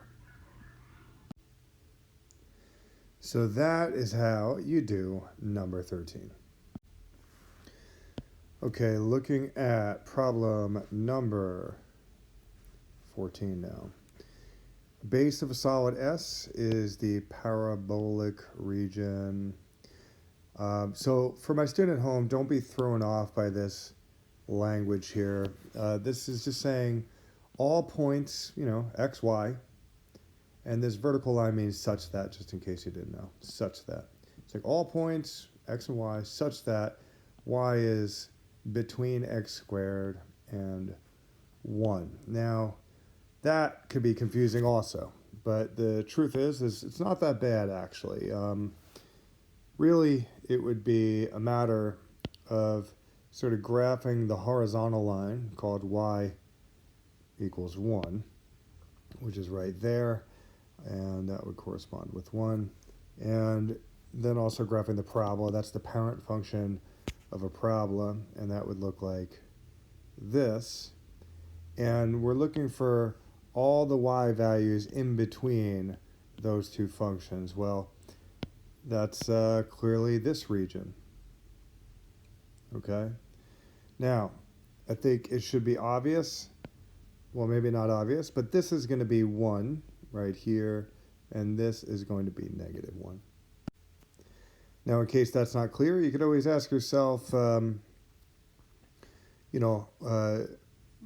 when x is 1, what does y equal as far as the parabola goes? Well, if x was 1, it would be y equals 1 squared, and therefore y is equal to 1. So the points of intersection would most definitely be here and here. So that's a little bit easier to figure out. Now, let's say that wasn't clear. Maybe you couldn't use logic to figure that out. Well, you could always just set the equations equal to each other. You could write them down. You could realize, okay, well, clearly one of the equations is that. The other equation, we'll call that y sub 1. Y sub 2 is equal to x squared, and therefore x squared equals 1, and then solve for x. You would get 1 and -1. Cross sections perpendicular to the y-axis are equilateral triangles, so we are most definitely going to be dealing with equilateral triangles that kind of look like that, and they'd be stacked, infinitely up until the y value of 1, and stacked infinitely all the way down to the y value of 0. Okay, so with regards to this one, well, it's certainly the case that this shaded region could really be represented by the function or the equation y equals 1 minus that x squared parabola. Okay. That's a way of representing at least the area of the shaded region. It's literally the horizontal line of 1 minus that parabola. Now, once again, this is a way of representing the area of the shaded region. Some of you might be wondering, well, the graph of that looks different, right? Because that is really negative x squared plus 1. And wouldn't that be this? Right? Wouldn't that be this? And actually the answer is yes, but if you think about it, the shaded region would be the same area. Now, it's possible my teachers or my student's professor is kind of doing things differently, but that's what I would do, because the bottom line is this equation would represent the area we need. Okay? So that's what I'm going to do. Okay, I'm going to say y equals negative x squared. Also, it's the case that the area of an equilateral triangle would be reminiscent of the area of any triangle, which is 1/2 base times height. Well, the height in this case would be sort of a mystery, but the base is clearly going to be the distance from here to there. Now, isn't this total length really just 2x? Like, whatever x is over here, let's say it's like 3/4, right? Wouldn't this entire base be 2 times 3/4? So I'm going to say the base is 2x. But then the question is, what is the height? Well, let's analyze it. When we have an equilateral triangle, and we know that this right here is 2x, because that's the base, and we imagine cutting it down the center like that to find the height, we want to find what is the length of this line. That would be the height of the triangle, right? Well, some of you may recall when you have an equilateral triangle and you split it in that way, you have officially formed two 30, 60, 90 triangles. Here's a 30, 60, 90 triangle here. Here's a 30, 60, 90 triangle there. That's 60, that's 60, that's 30, that's 30, and obviously that's 90. And in this case, this would be x, and this would be x, because it's 2x, and then there's an x there, there's an x there. Some of you may recall that if this whole thing is 2x, well, this whole thing is 2x. In fact, I'm going to remind us that that's true. Okay? I'm going to remind us that that's true. But then the question is, what's this thing? Well, this is the short leg because it's the leg that's across from 30 degrees. This is the longer leg. Now, some of you may recall, on a 30, 60, 90 triangle, the short leg is always just some variable. The hypotenuse is always twice that variable, or twice that, number. And this is always going to be whatever that variable is, which is x, times radical 3. Okay? So that's the height of an equilateral triangle that has a base of 2x. So this should be x radical 3. So we're going to put that in. It's going to be 1/2 times 2x times x radical 3. It is the case that this 2 would cancel with that 2. It's also the case that x times x is x squared. So it is the case that we are officially dealing with the following expression, which is x squared times radical 3. So that right there is the actual,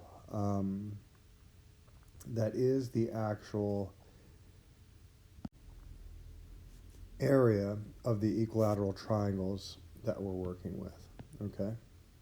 This is the area of, we could say, one equilateral triangle. And that's perhaps a better way of thinking about it. Just find the area of one of those and then put that function into the integral and then take it from there.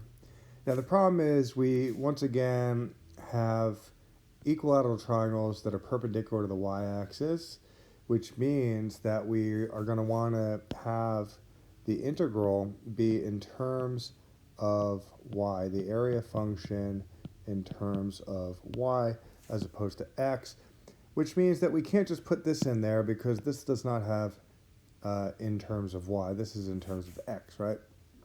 So we are going to have to find a way to manipulate this equation to sort of figure out what to do. Now, the good news is there is an x squared here and an x squared here. So what if we just solved for x squared? We could add x squared to both sides and subtract y from both sides. And wouldn't you get this? You would get that. All right, so pause the video and just work that out yourself if need be. So what that means is we could replace the x squared with a 1 minus y with that root 3 right there. So we are going to then bring this one up to here. So it's going to be, let's see, the change in y values, it goes from 0 to 1. It goes from 0 to 1. And our new and improved area function is 1 minus y. Now I'm going to put the root 3 out here because remember, root 3 is just a number, right? It's a constant. So we could actually put it on the outside, and then we would have our dy. And now we're ready to integrate. So when we integrate, it would become root 3 times y minus y squared over 2, and we would have 1 and 0. Once again, we have a 0 here, which we will be substituting in for the y when we subtract. So we can kind of ignore that move, which is amazing. So it's going to become radical 3 times, let's see, it's literally just going to be 1 minus 1 squared over 2, and that, of course, would become radical 3 times 1 minus 1/2, which is just 1/2, and that would become, therefore, radical 3 over 2. Radical 3 over 2. Now, I'm moving pretty quickly, so if you have any questions, about any of these steps, just pause the video or slow my voice down or whatever, and just kind of work out the stuff yourself, okay? In some ways, I am skipping moves and not spelling things out necessarily, but part of the reason is because there's a deadline here because my student has a test soon, so I am going to have to kind of make this a little bit more quick. But that is the answer to problem 14. Okay, so looking at problem number 15 right here. Find the volume of a solid obtained when the region bounded by that whole thing is revolved around the y-axis. Okay, so, well, let's graph these, right, and find the points of intersection. That's a decent way to go out the gate. So the first one, which we'll call y1, and then we have y2. So y1, and I'll even color code it. We're going to make this one blue, and we're going to make the other one red. I can already foresee that's going to be helpful. So the blue one, well, the vertex is at 2, 0, and it's kind of stretched upward like that. And it looks like, let's see, the intercept here would be a 16. Okay, and if you're curious how I got that, just know that I just substituted 0 in for x to get that. With regards to the red equation is written in the standard form, so we are going to have to do the whole finding of the axis of symmetry. So that's going to become negative something over 2 times something. What is that something? Well, negative b, it's going to be negative negative 4. And what's a? A is 1. So that would be positive 4 over 2, aka 2. So looks like the at least the x-coordinate of the vertex is at 2. Now, let's find the y-coordinate of the vertex. So if we plug in 2 for x, that's going to be 4 minus 8, which is negative 4, plus 7, which is positive 3. So the vertex here is at 2, 3. All right. Now, I can already tell, well, this is going to be a little bit more of a normal-looking parabola. It's going to be wider. All right. None of this is drawn to scale, but that's what it would look like, something like that. And it's obvious now that the shaded region, this probably should be in red.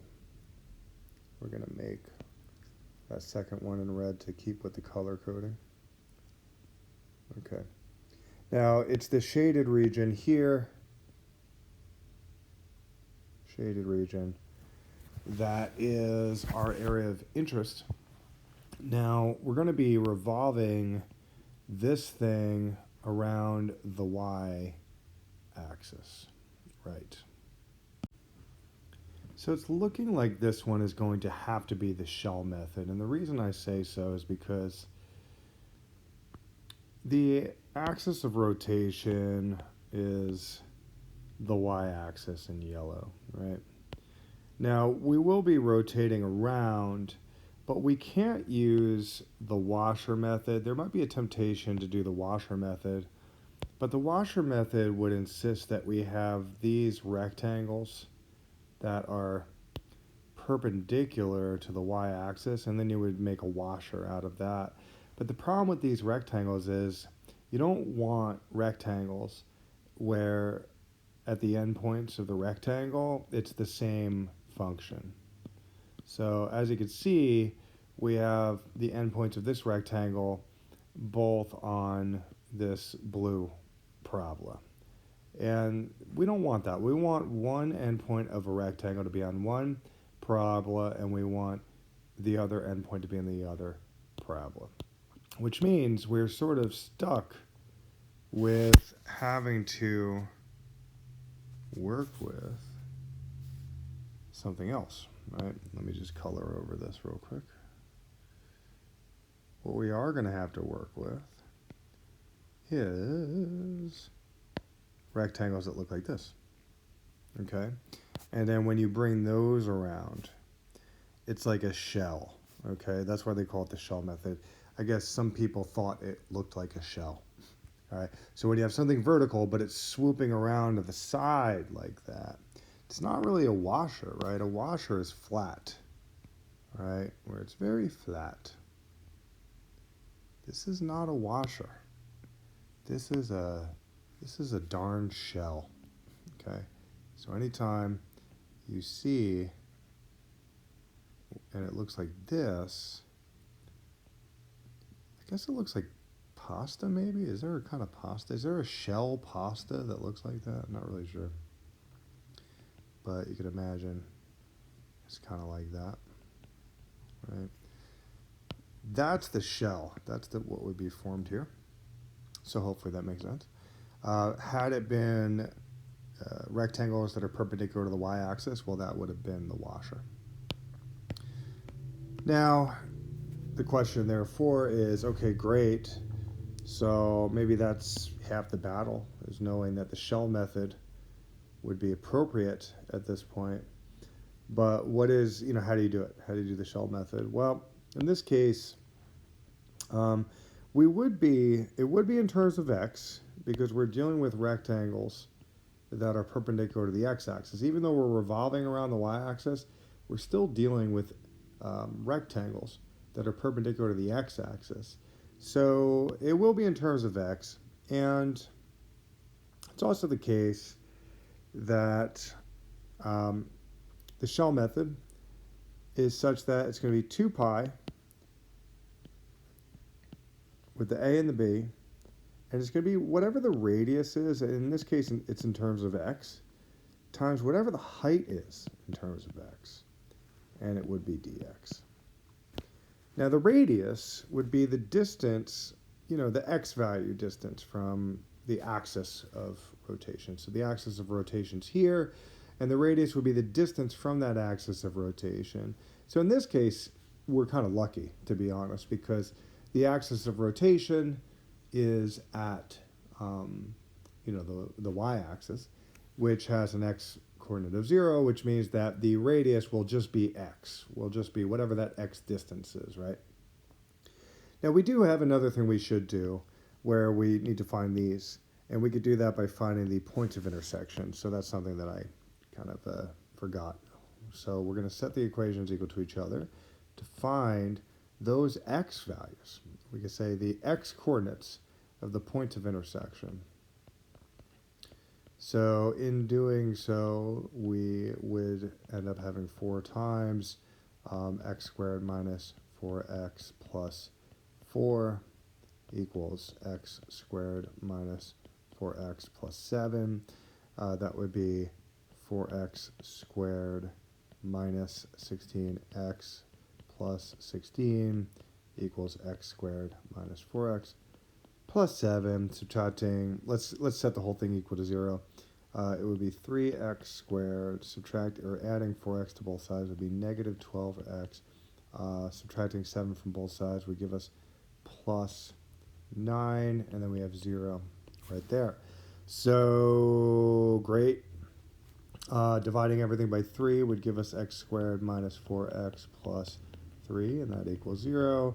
And finally, factoring this, and it's a great sign that this is factorable, I have to say. It's a great sign. So clearly x equals 1 and 3. Okay, so cool. So then we know that in this shell method scenario, it's going to go from 1 to 3 because those are these values, the x coordinates of the points of intersection. Now the radius we already discussed is most definitely going to be x. So it's going to be x times whatever the height is. What's the height? What's the height of one of these rectangles? Let's just focus on one rectangle. Well, the height of one rectangle is the red parabola minus, it's the red parabola minus the blue parabola, right? So I'm already foreseeing I'm going to need room. I will need room, so let me get rid of that.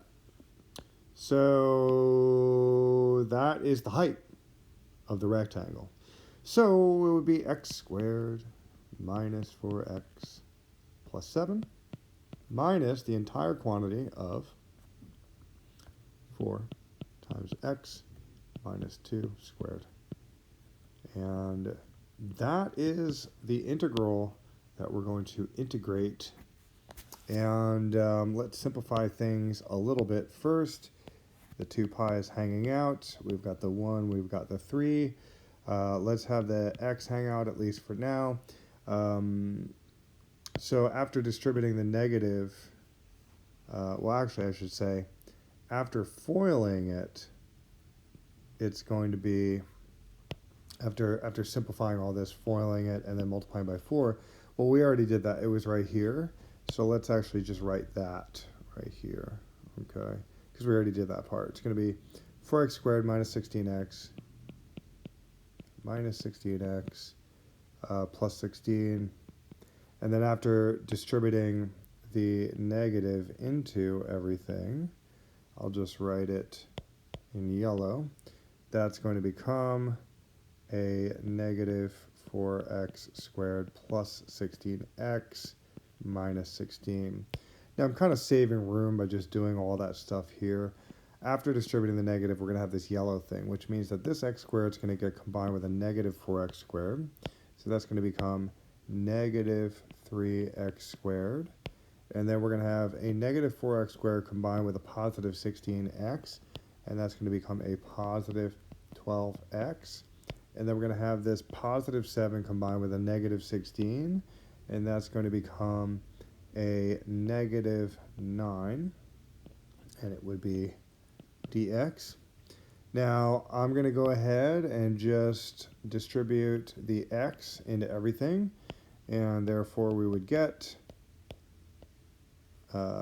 negative 3x to the third plus 12x squared minus 9x, and it still would be dx. Now, some people do not like it when the first leading coefficient, the leading coefficient's negative, so that's fine. We could take out a negative. Let's take the negative out. We're going to factor it out.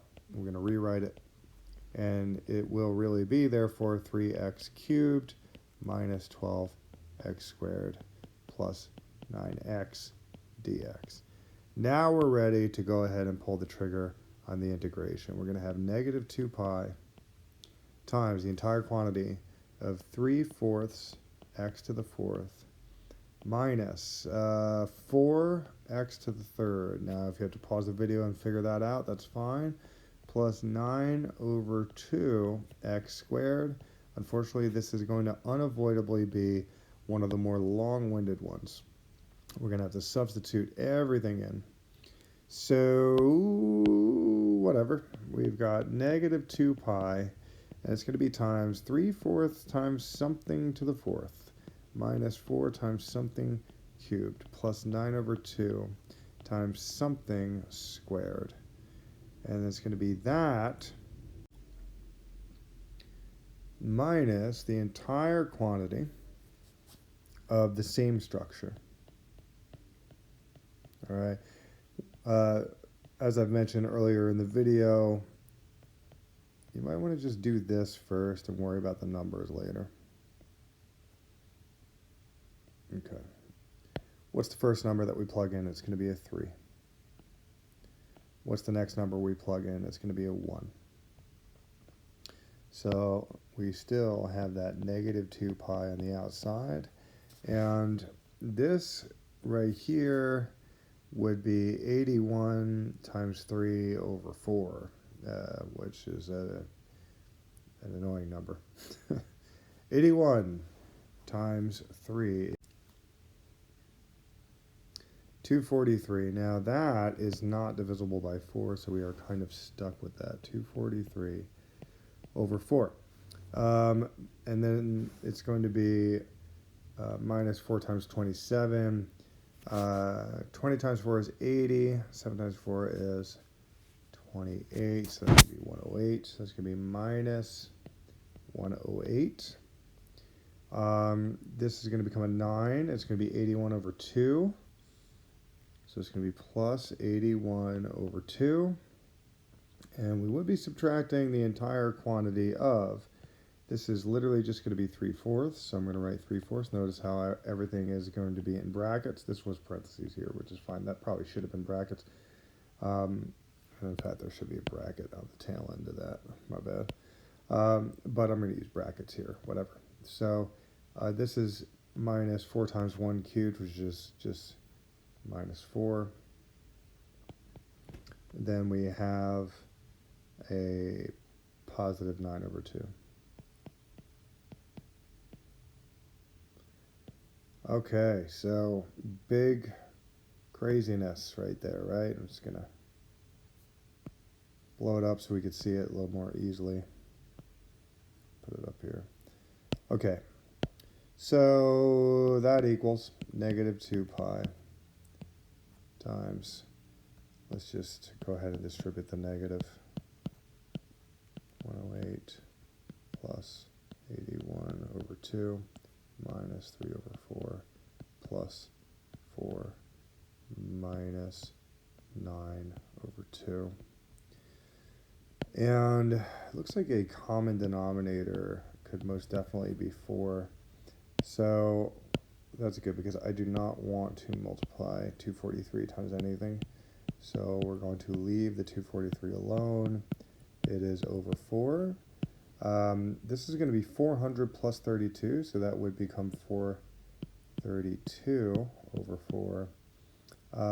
This would be 162 over 4 minus 3 over 4 plus 16 over 4 minus 18 over 4.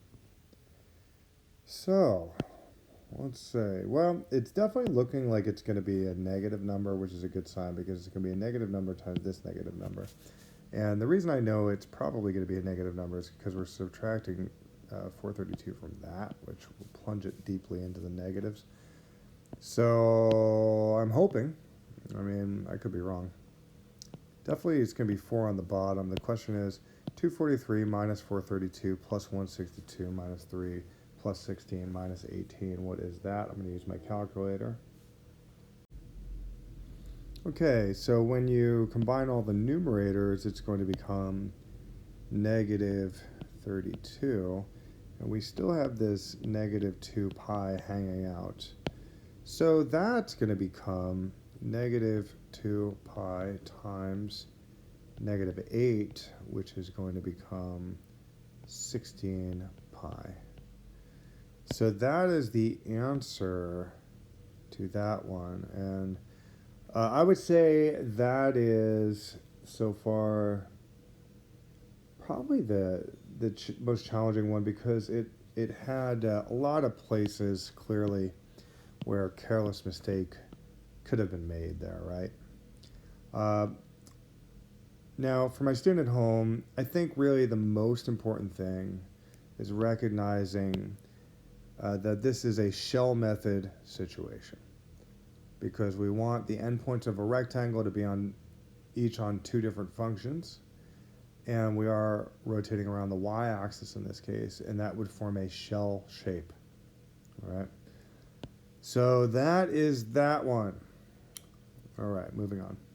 Rotate it around. Okay, so problem number 16. Find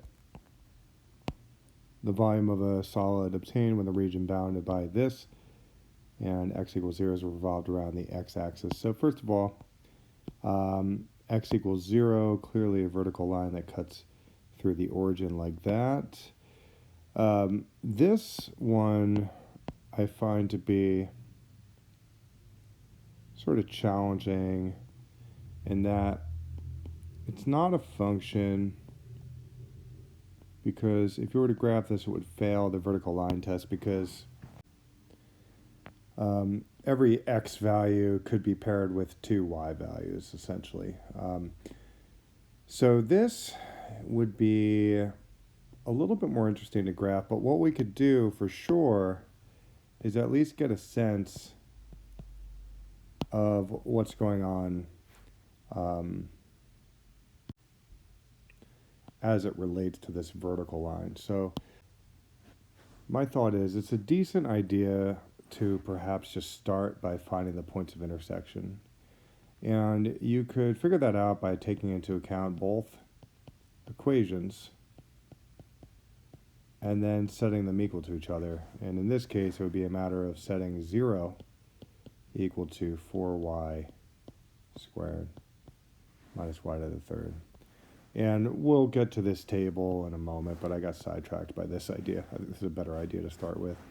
So you could factor out a y squared, and then you'd have 4 minus y, and then you have 0. So y clearly equals 0 and 4.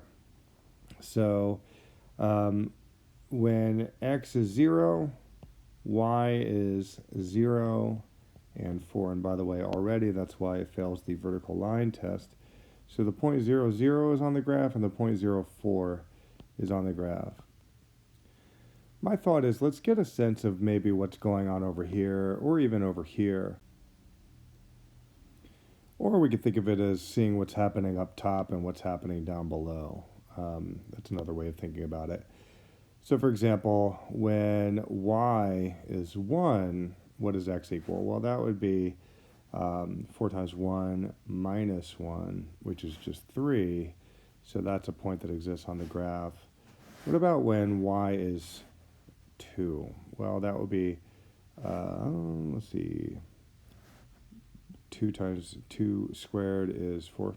So it'd be 16 minus 8. So that would be an 8. What about when y is 3? So that would be 9 times 36 minus 27. So 36 minus 27 is 9. So what about when y is 4? I'm having fun with this, as you can tell. So 4 times, it would be 16 in that case. So that's 64 minus 32, I believe. Actually, 16 times. Well, actually, that'd be 0, wouldn't it? What am I doing? So, and in fact, we already mentioned that the point 0, 4 exists on the graph. So I'd like to pause there and just sort of plot these points to get a sense of what's going on. Clearly, 3, 1 exists on the graph. That might be right here. 8, 2 exists on the graph, so that might be around there. 9, 3 exists on the graph, so maybe that's right here. So it just looks like there's something happening like that. Okay, there's some action happening here. And that's good enough for me. I mean, if we had a graphing calculator, I think we'd see something that probably shoots like that. But the bottom line is we're just interested in the bounded region here. And it's safe to say that there's something like that going on because there's a point of intersection there, a point of intersection there. It clearly goes this far forward, maybe even further forward, I don't know. But there's something that goes on here, okay? Now, I don't think it goes further forward, but we'll see. It doesn't matter because you know that there is a shaded region there. There is a bounded region there. So the question is, what do you do? Well, we're going to get to that in a moment. Let's shade in this region. Now, what are they asking for? They're saying this region is revolved around the x-axis. So the red axis is the axis around which we will revolve the shape. Now, you might be tempted to do some kind of washer method thing, but if you were to do the washer method, then you would have these vertical rectangles forming the washers like that, and that's not feasible because we don't want vertical rectangles here because we don't want rectangles such that the endpoints are on the same graph, okay? So we do not want that. What we do want is, unfortunately, or fortunately, depending on your preferences, we are going to want, I'll just erase that, we're going to want to use the shell method. All right, we're going to want to use the shell method. And how would that look? Well, the shell method would take into account horizontal rectangles like that, which is totally feasible because you have an endpoint on one graph and you have the other endpoint on another graph, which is called x equals 0. And what we'd be doing is we'd be rotating that shell around so it looks something like that, okay?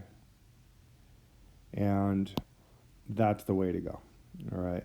Now, in reality, it would be the whole shaded region rotated around, this entire blue region, and that, for the record, it would look something like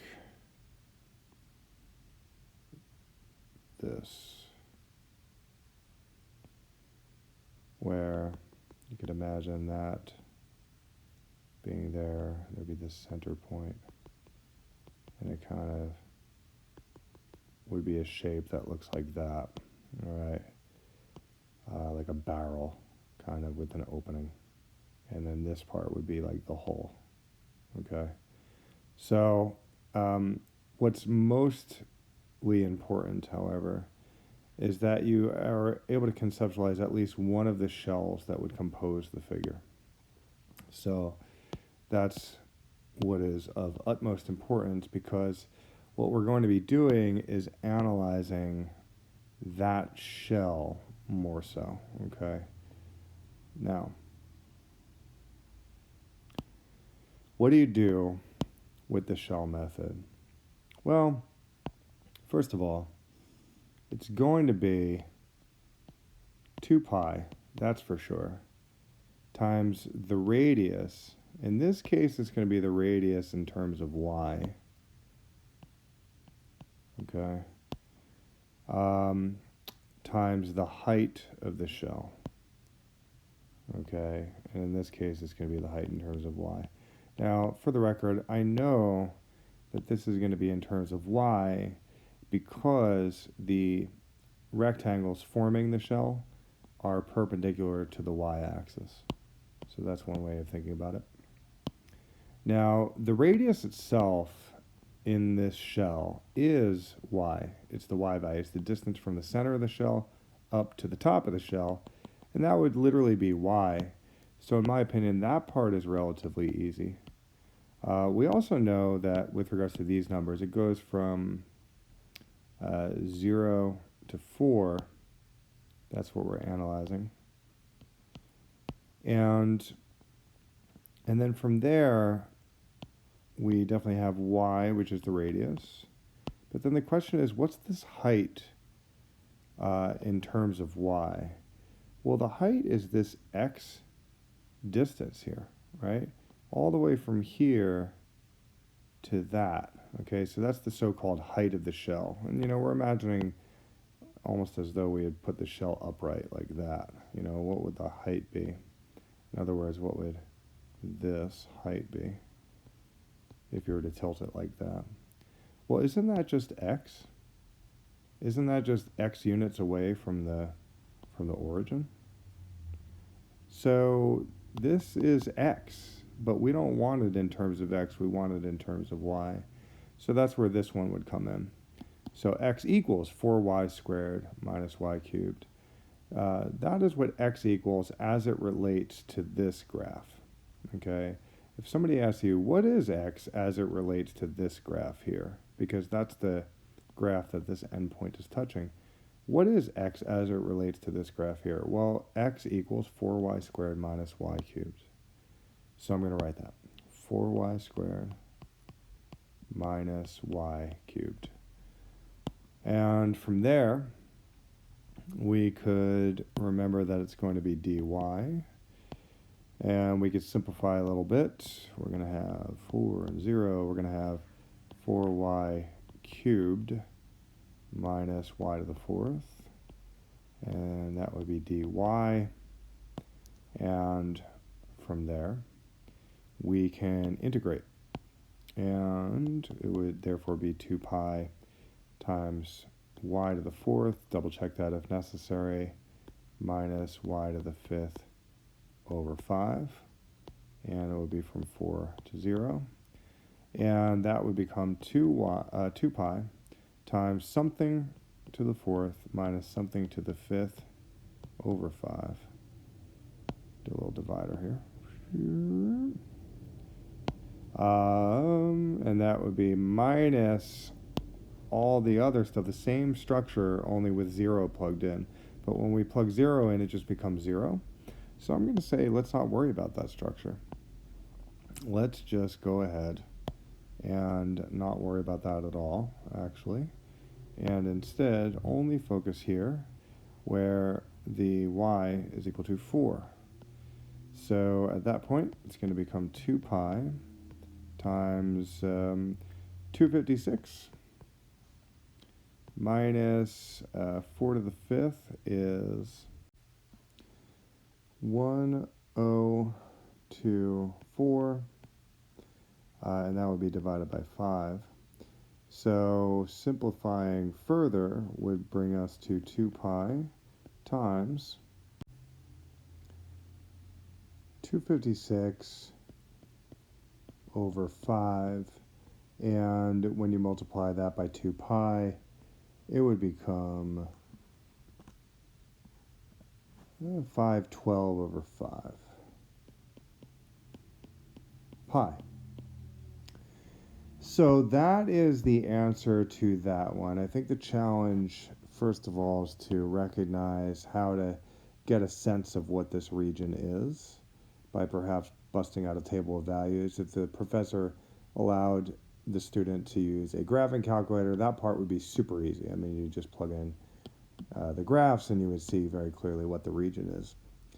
To recognize that we're revolving it around the x-axis means that we're going this way, but that means we have to use the shell method. Okay, can't use the washer method because each rectangle forming each washer would be such that the endpoints are on the same graph, and that's a problem. So at that point, it's just a matter of remembering what to do with the shell method. 2 pi, the radius times the height. Since the rectangles forming the shell are perpendicular to the y-axis, it's going to be in terms of y. Let's see, the radius is straightforward enough. That ended up just being y, the distance from the center to the edge. But the height was a little more challenging. You had to realize, well, the height's just x, literally, on the xy coordinate plane, but it's x as it relates to this graph. So what is x as it relates to this graph? Well, apparently x equals 4y squared minus y cubed.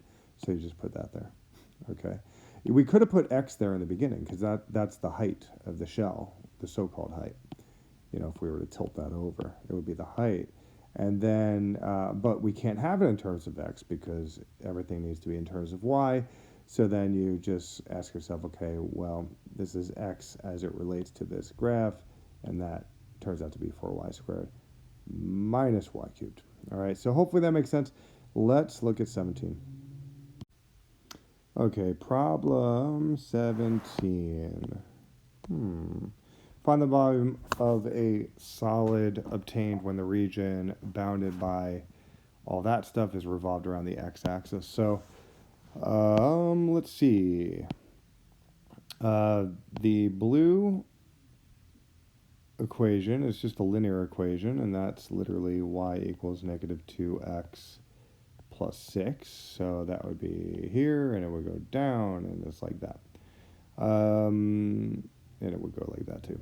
Then over here, that's a parabola that's vertically stretched upward. So it's situated, I'll color code it in green, is situated here, and it would be vertically stretched upward. And it seems like we are therefore concerned with that shaded region. Let's also find the points of intersection. Why not? We could do so by setting them equal to each other. The equations. So we have 4x squared equals, I'll use this, negative 2x plus 6. So setting it equal to 0 would be this. Dividing everything by 2, yeah, that would work. Would be this. And to factor that, that would end up becoming 2x, definitely an x, 1 and a 3 for sure. is going to be plus, minus. Okay, double check that if need be. So x equals negative 3 over 2 and positive 1. And that checks out. This should be negative 3 over 2. And this should be positive 1, obviously not drawn to scale. So we're revolving this around the x-axis. And that would be a straight up washer method, because it's totally fine in this case to consider perhaps the washer formed by this purple rectangle.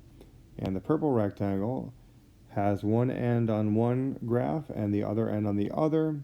Should we make a washer out of that? Well, it would be like that there, and it would be like that there if we were to consider that one washer. Now, we're going to be rotating this entire region around. It's going to make kind of like an interesting shape. For the record, I can't help myself. The shape would look like that.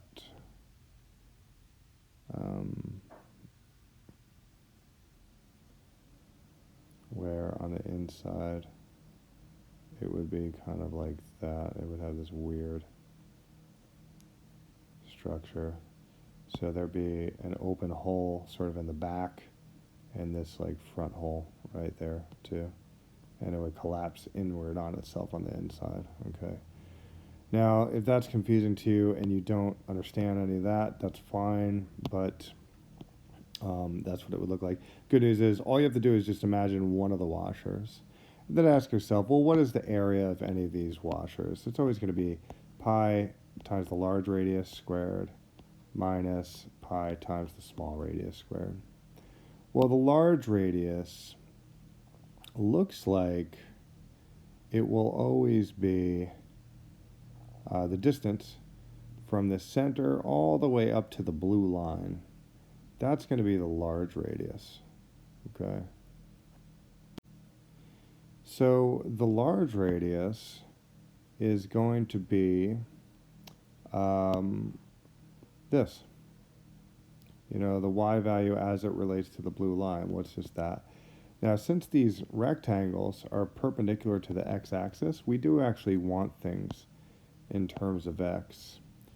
So when considering this washer method thing, you could extract the pi and then realize that this is what's going in the integral.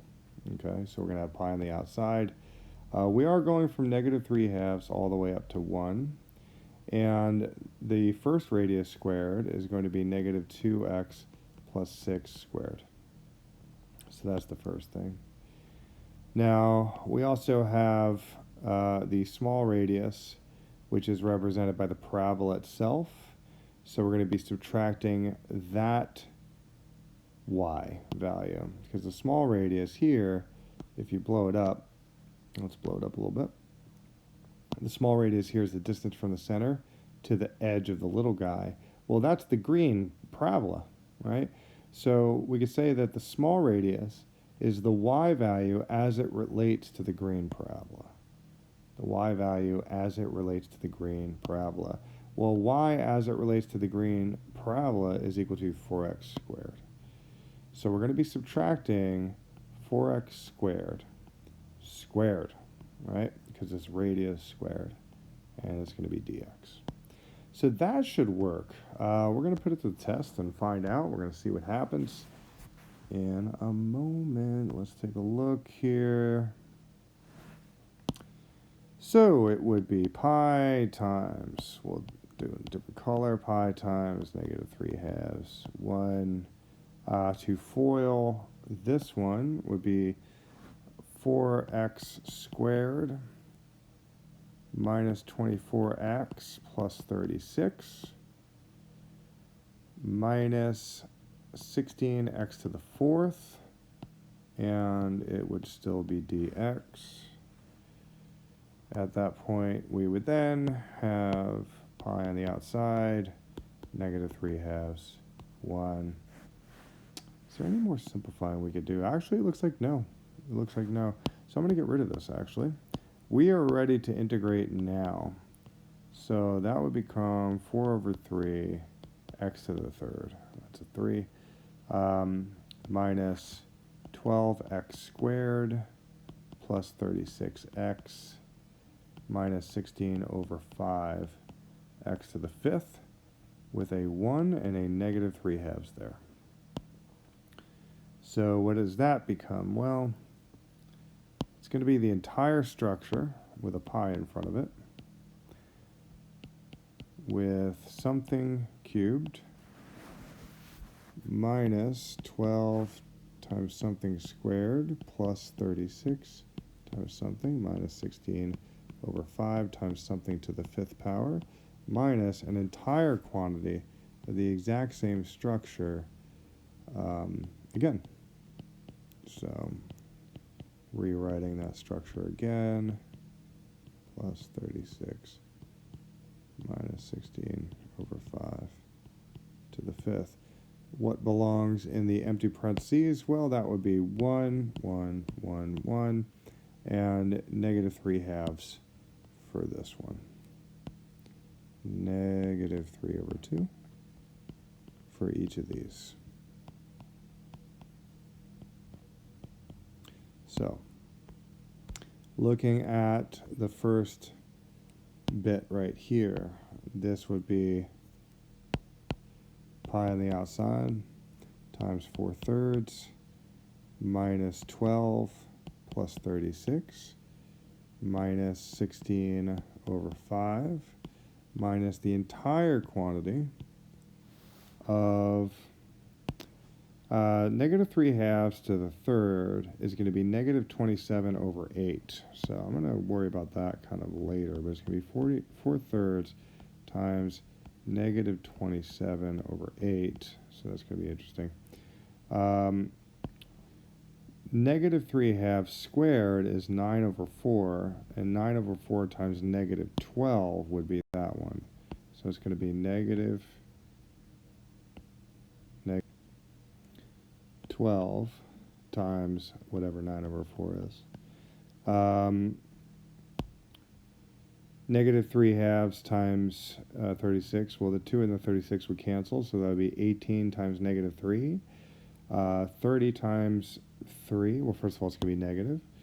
So 18 times 3. 10 times 3 is 30. 8 times 3 is 24. 30 plus 24 is 54. So that should be 54. And then finally we have negative 3 halves to the fifth times negative 16 over 5.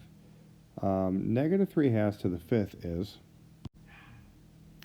negative 243 over 32.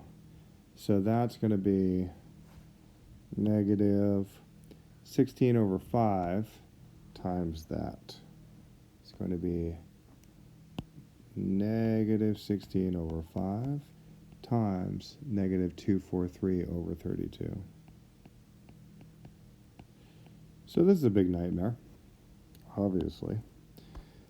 And I'm going to use my calculator to do all of this, okay? And then I'm going to multiply it by pi, so bear with me. So as it turns out, that whole debacle is going to be 250 over 3. I'm going to spare you all the details of that one and myself the details of that one. I just found out that my student's professor is actually not going to be asking her to calculate that. My student's professor is going to be asking her to simply get this far and plug in the numbers, which is amazing news. So that is that one. Quick recap before we move on. We graphed the graphs. We got clear on the shaded region. We got clear on the points of intersection. We got clear that we're rotating around the x-axis, therefore the washer method will certainly suffice. The rectangles in this particular washer are perpendicular to the x-axis. Therefore, the integral is going to be in terms of x and dx. We recognize that all we have to really do is take into account the area of one single washer, figure out the area function of that. Well, that's just going to be pi r squared, big R squared, minus pi little r squared. The big R is the distance from the x-axis all the way up. It's basically y as it relates to the line, and y as it relates to the line is this. The small radius is y as it relates to the parabola, aka 4x squared, which is literally right here. And then you have to square that. Don't forget to square that. And then you just integrate, and then you're home free from there. So that's how that one works. Okay, looking at the next problem that has to do with partial fraction decomposition right there.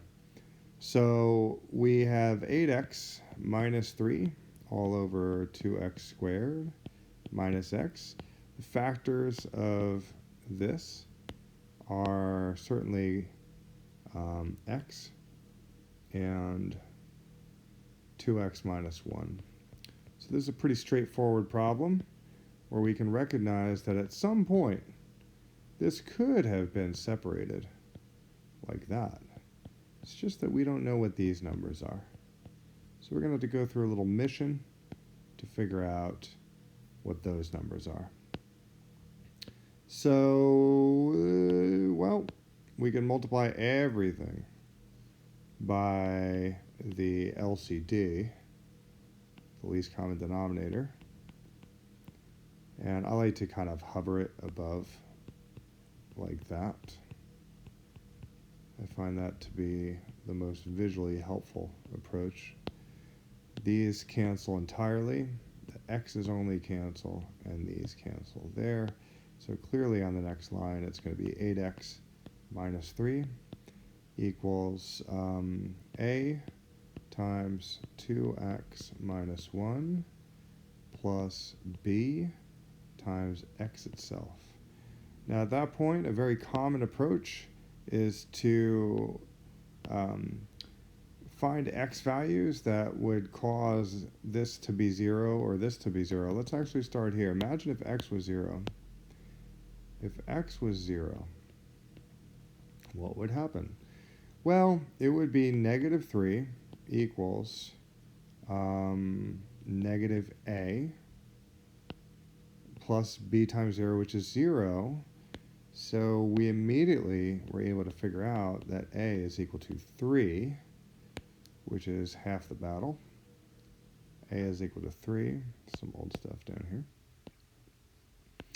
So what happens when x would cause this to be 0? To cancel out that a. Well, what value of x would cause that to be 0? I don't know. Let's figure it out. 2x minus 1 equals 0. 2x equals 1, x equals 1/2. So if x was 1/2, what would happen? Well, this would be 0, right? And then we would have 8 times 1/2, which is 4, minus 3, which is 1. Again, this part would become 0, so it would be 0 times 8, which is 0, and then we'd have 1/2 times b over there. So b clearly equals 2. And then we are good. So basically, it is the case that this expression could also be represented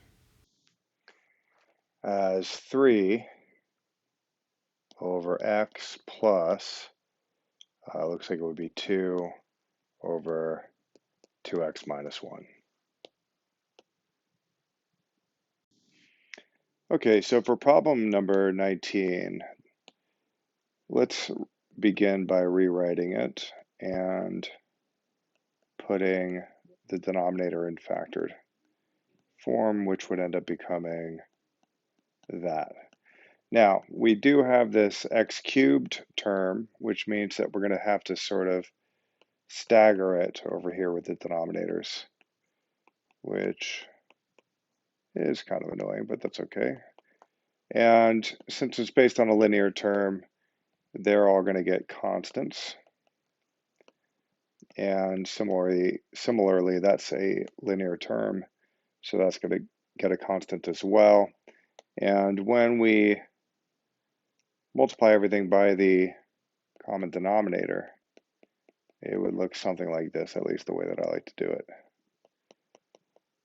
And in a moment, we're going to figure out what all that is.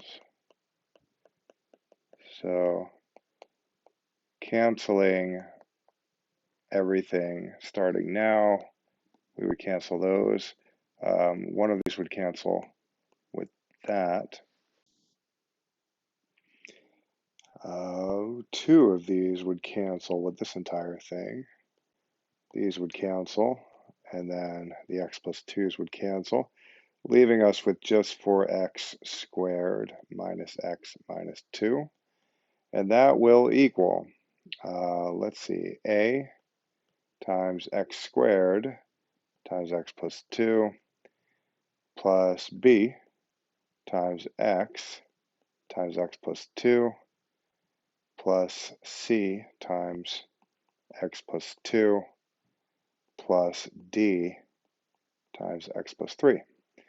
And simplifying the right-hand side a little bit further, it would be ax cubed plus 2ax squared plus bx squared plus 2bx plus cx plus 2c plus dx cubed.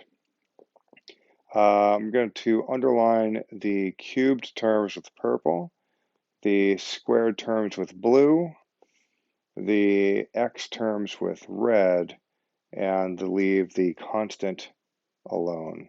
So on the next line, collecting like terms, we would have a plus d x cubed plus something x squared as well. That would be 2a plus b plus something times x. That would be 2b plus c. And then we have our 2c. So what should be obvious is that a plus d is 0 because there is no x cubed term over there. So we can sort of begin the process of writing down systems of equations that will be helpful. So we have a plus d equals 0. 2a plus b should correspond with that positive 4 on the left. So 2a plus b equals 4. Looks like 2b plus c would be negative 1. And it looks like 2c is going to be negative 2. Now that immediately enables us to see that c is going to be negative 1. Now if c is negative 1, then this would be 2b minus 1 equals negative 1. So 2b equals 0, and therefore b would be 0. Now if b is 0, this is going to be 2a equals 4. So therefore a must equal 2.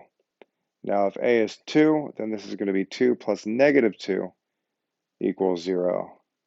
So therefore d must be negative 2. Now what that means is that at the end of the day, the entire equation could be decomposed into, once again, something over x squared, something over x cubed, and something over x plus 2. Well, what are those numbers? Well, a would be 2, that's up here. B is 0, which is right there.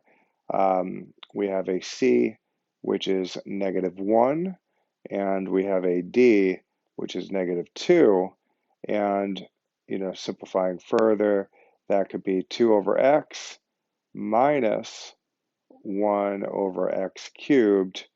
Looks like it's minus 2 over x plus 2. So that is how you do that one.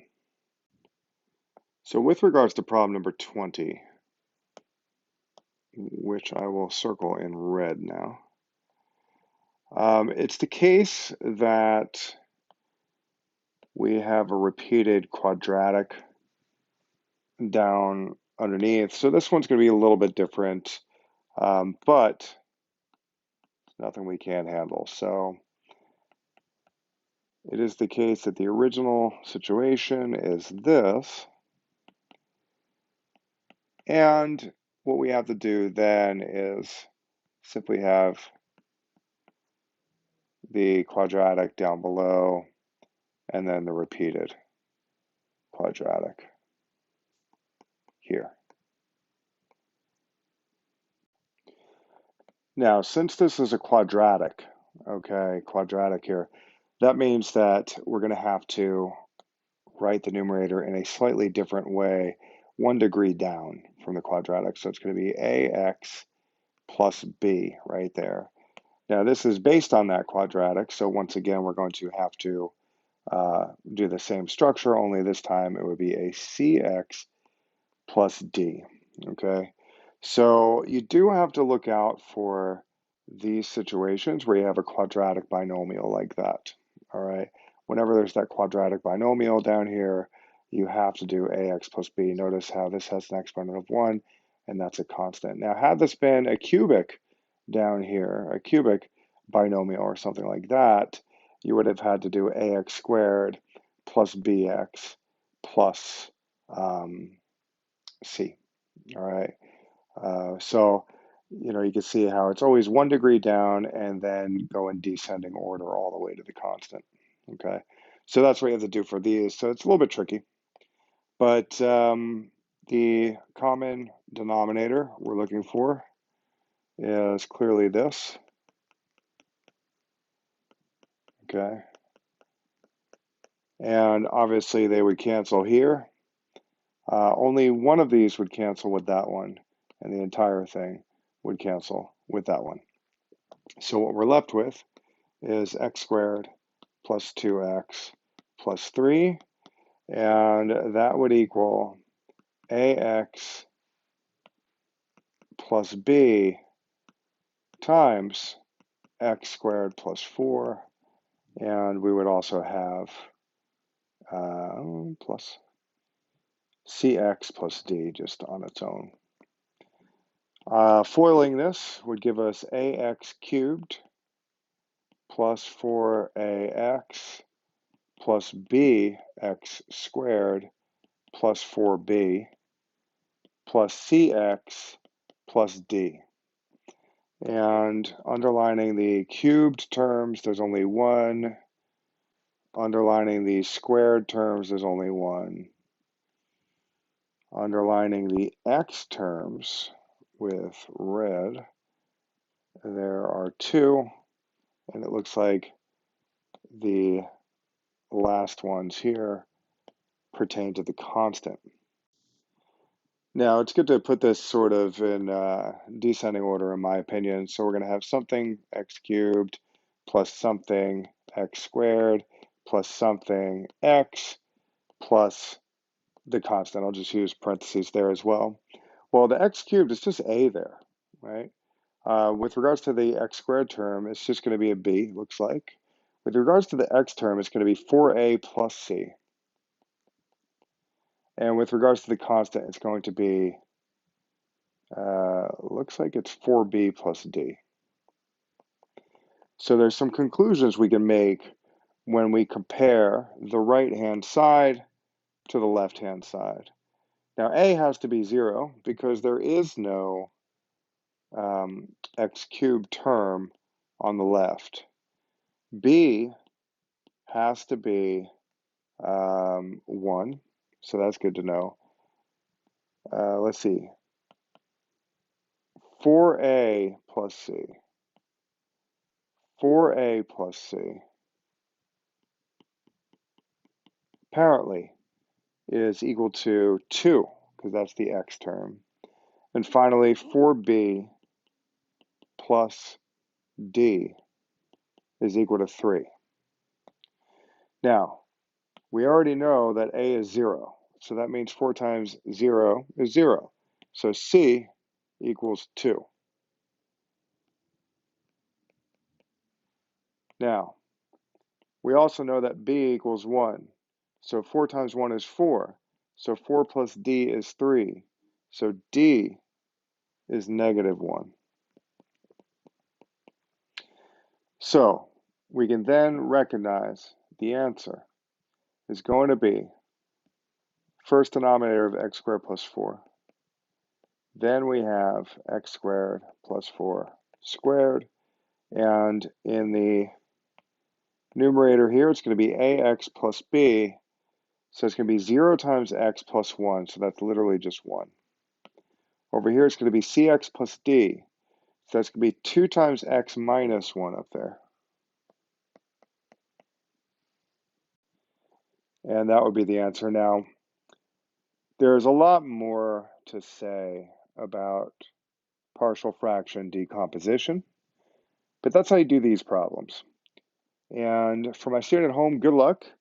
Obviously, review your notes. Try these problems. I would say practice these problems themselves until you get them right. Now, it could be that you don't have time to do that, all of the problems, but you could always pick maybe the top 5 for sure and kind of take it from there. All right, maybe the top 10. That'd be better. There's 20 problems here. So anyway, I hope that was helpful, not only to my student, but to everybody else. And I will see you later. Take care.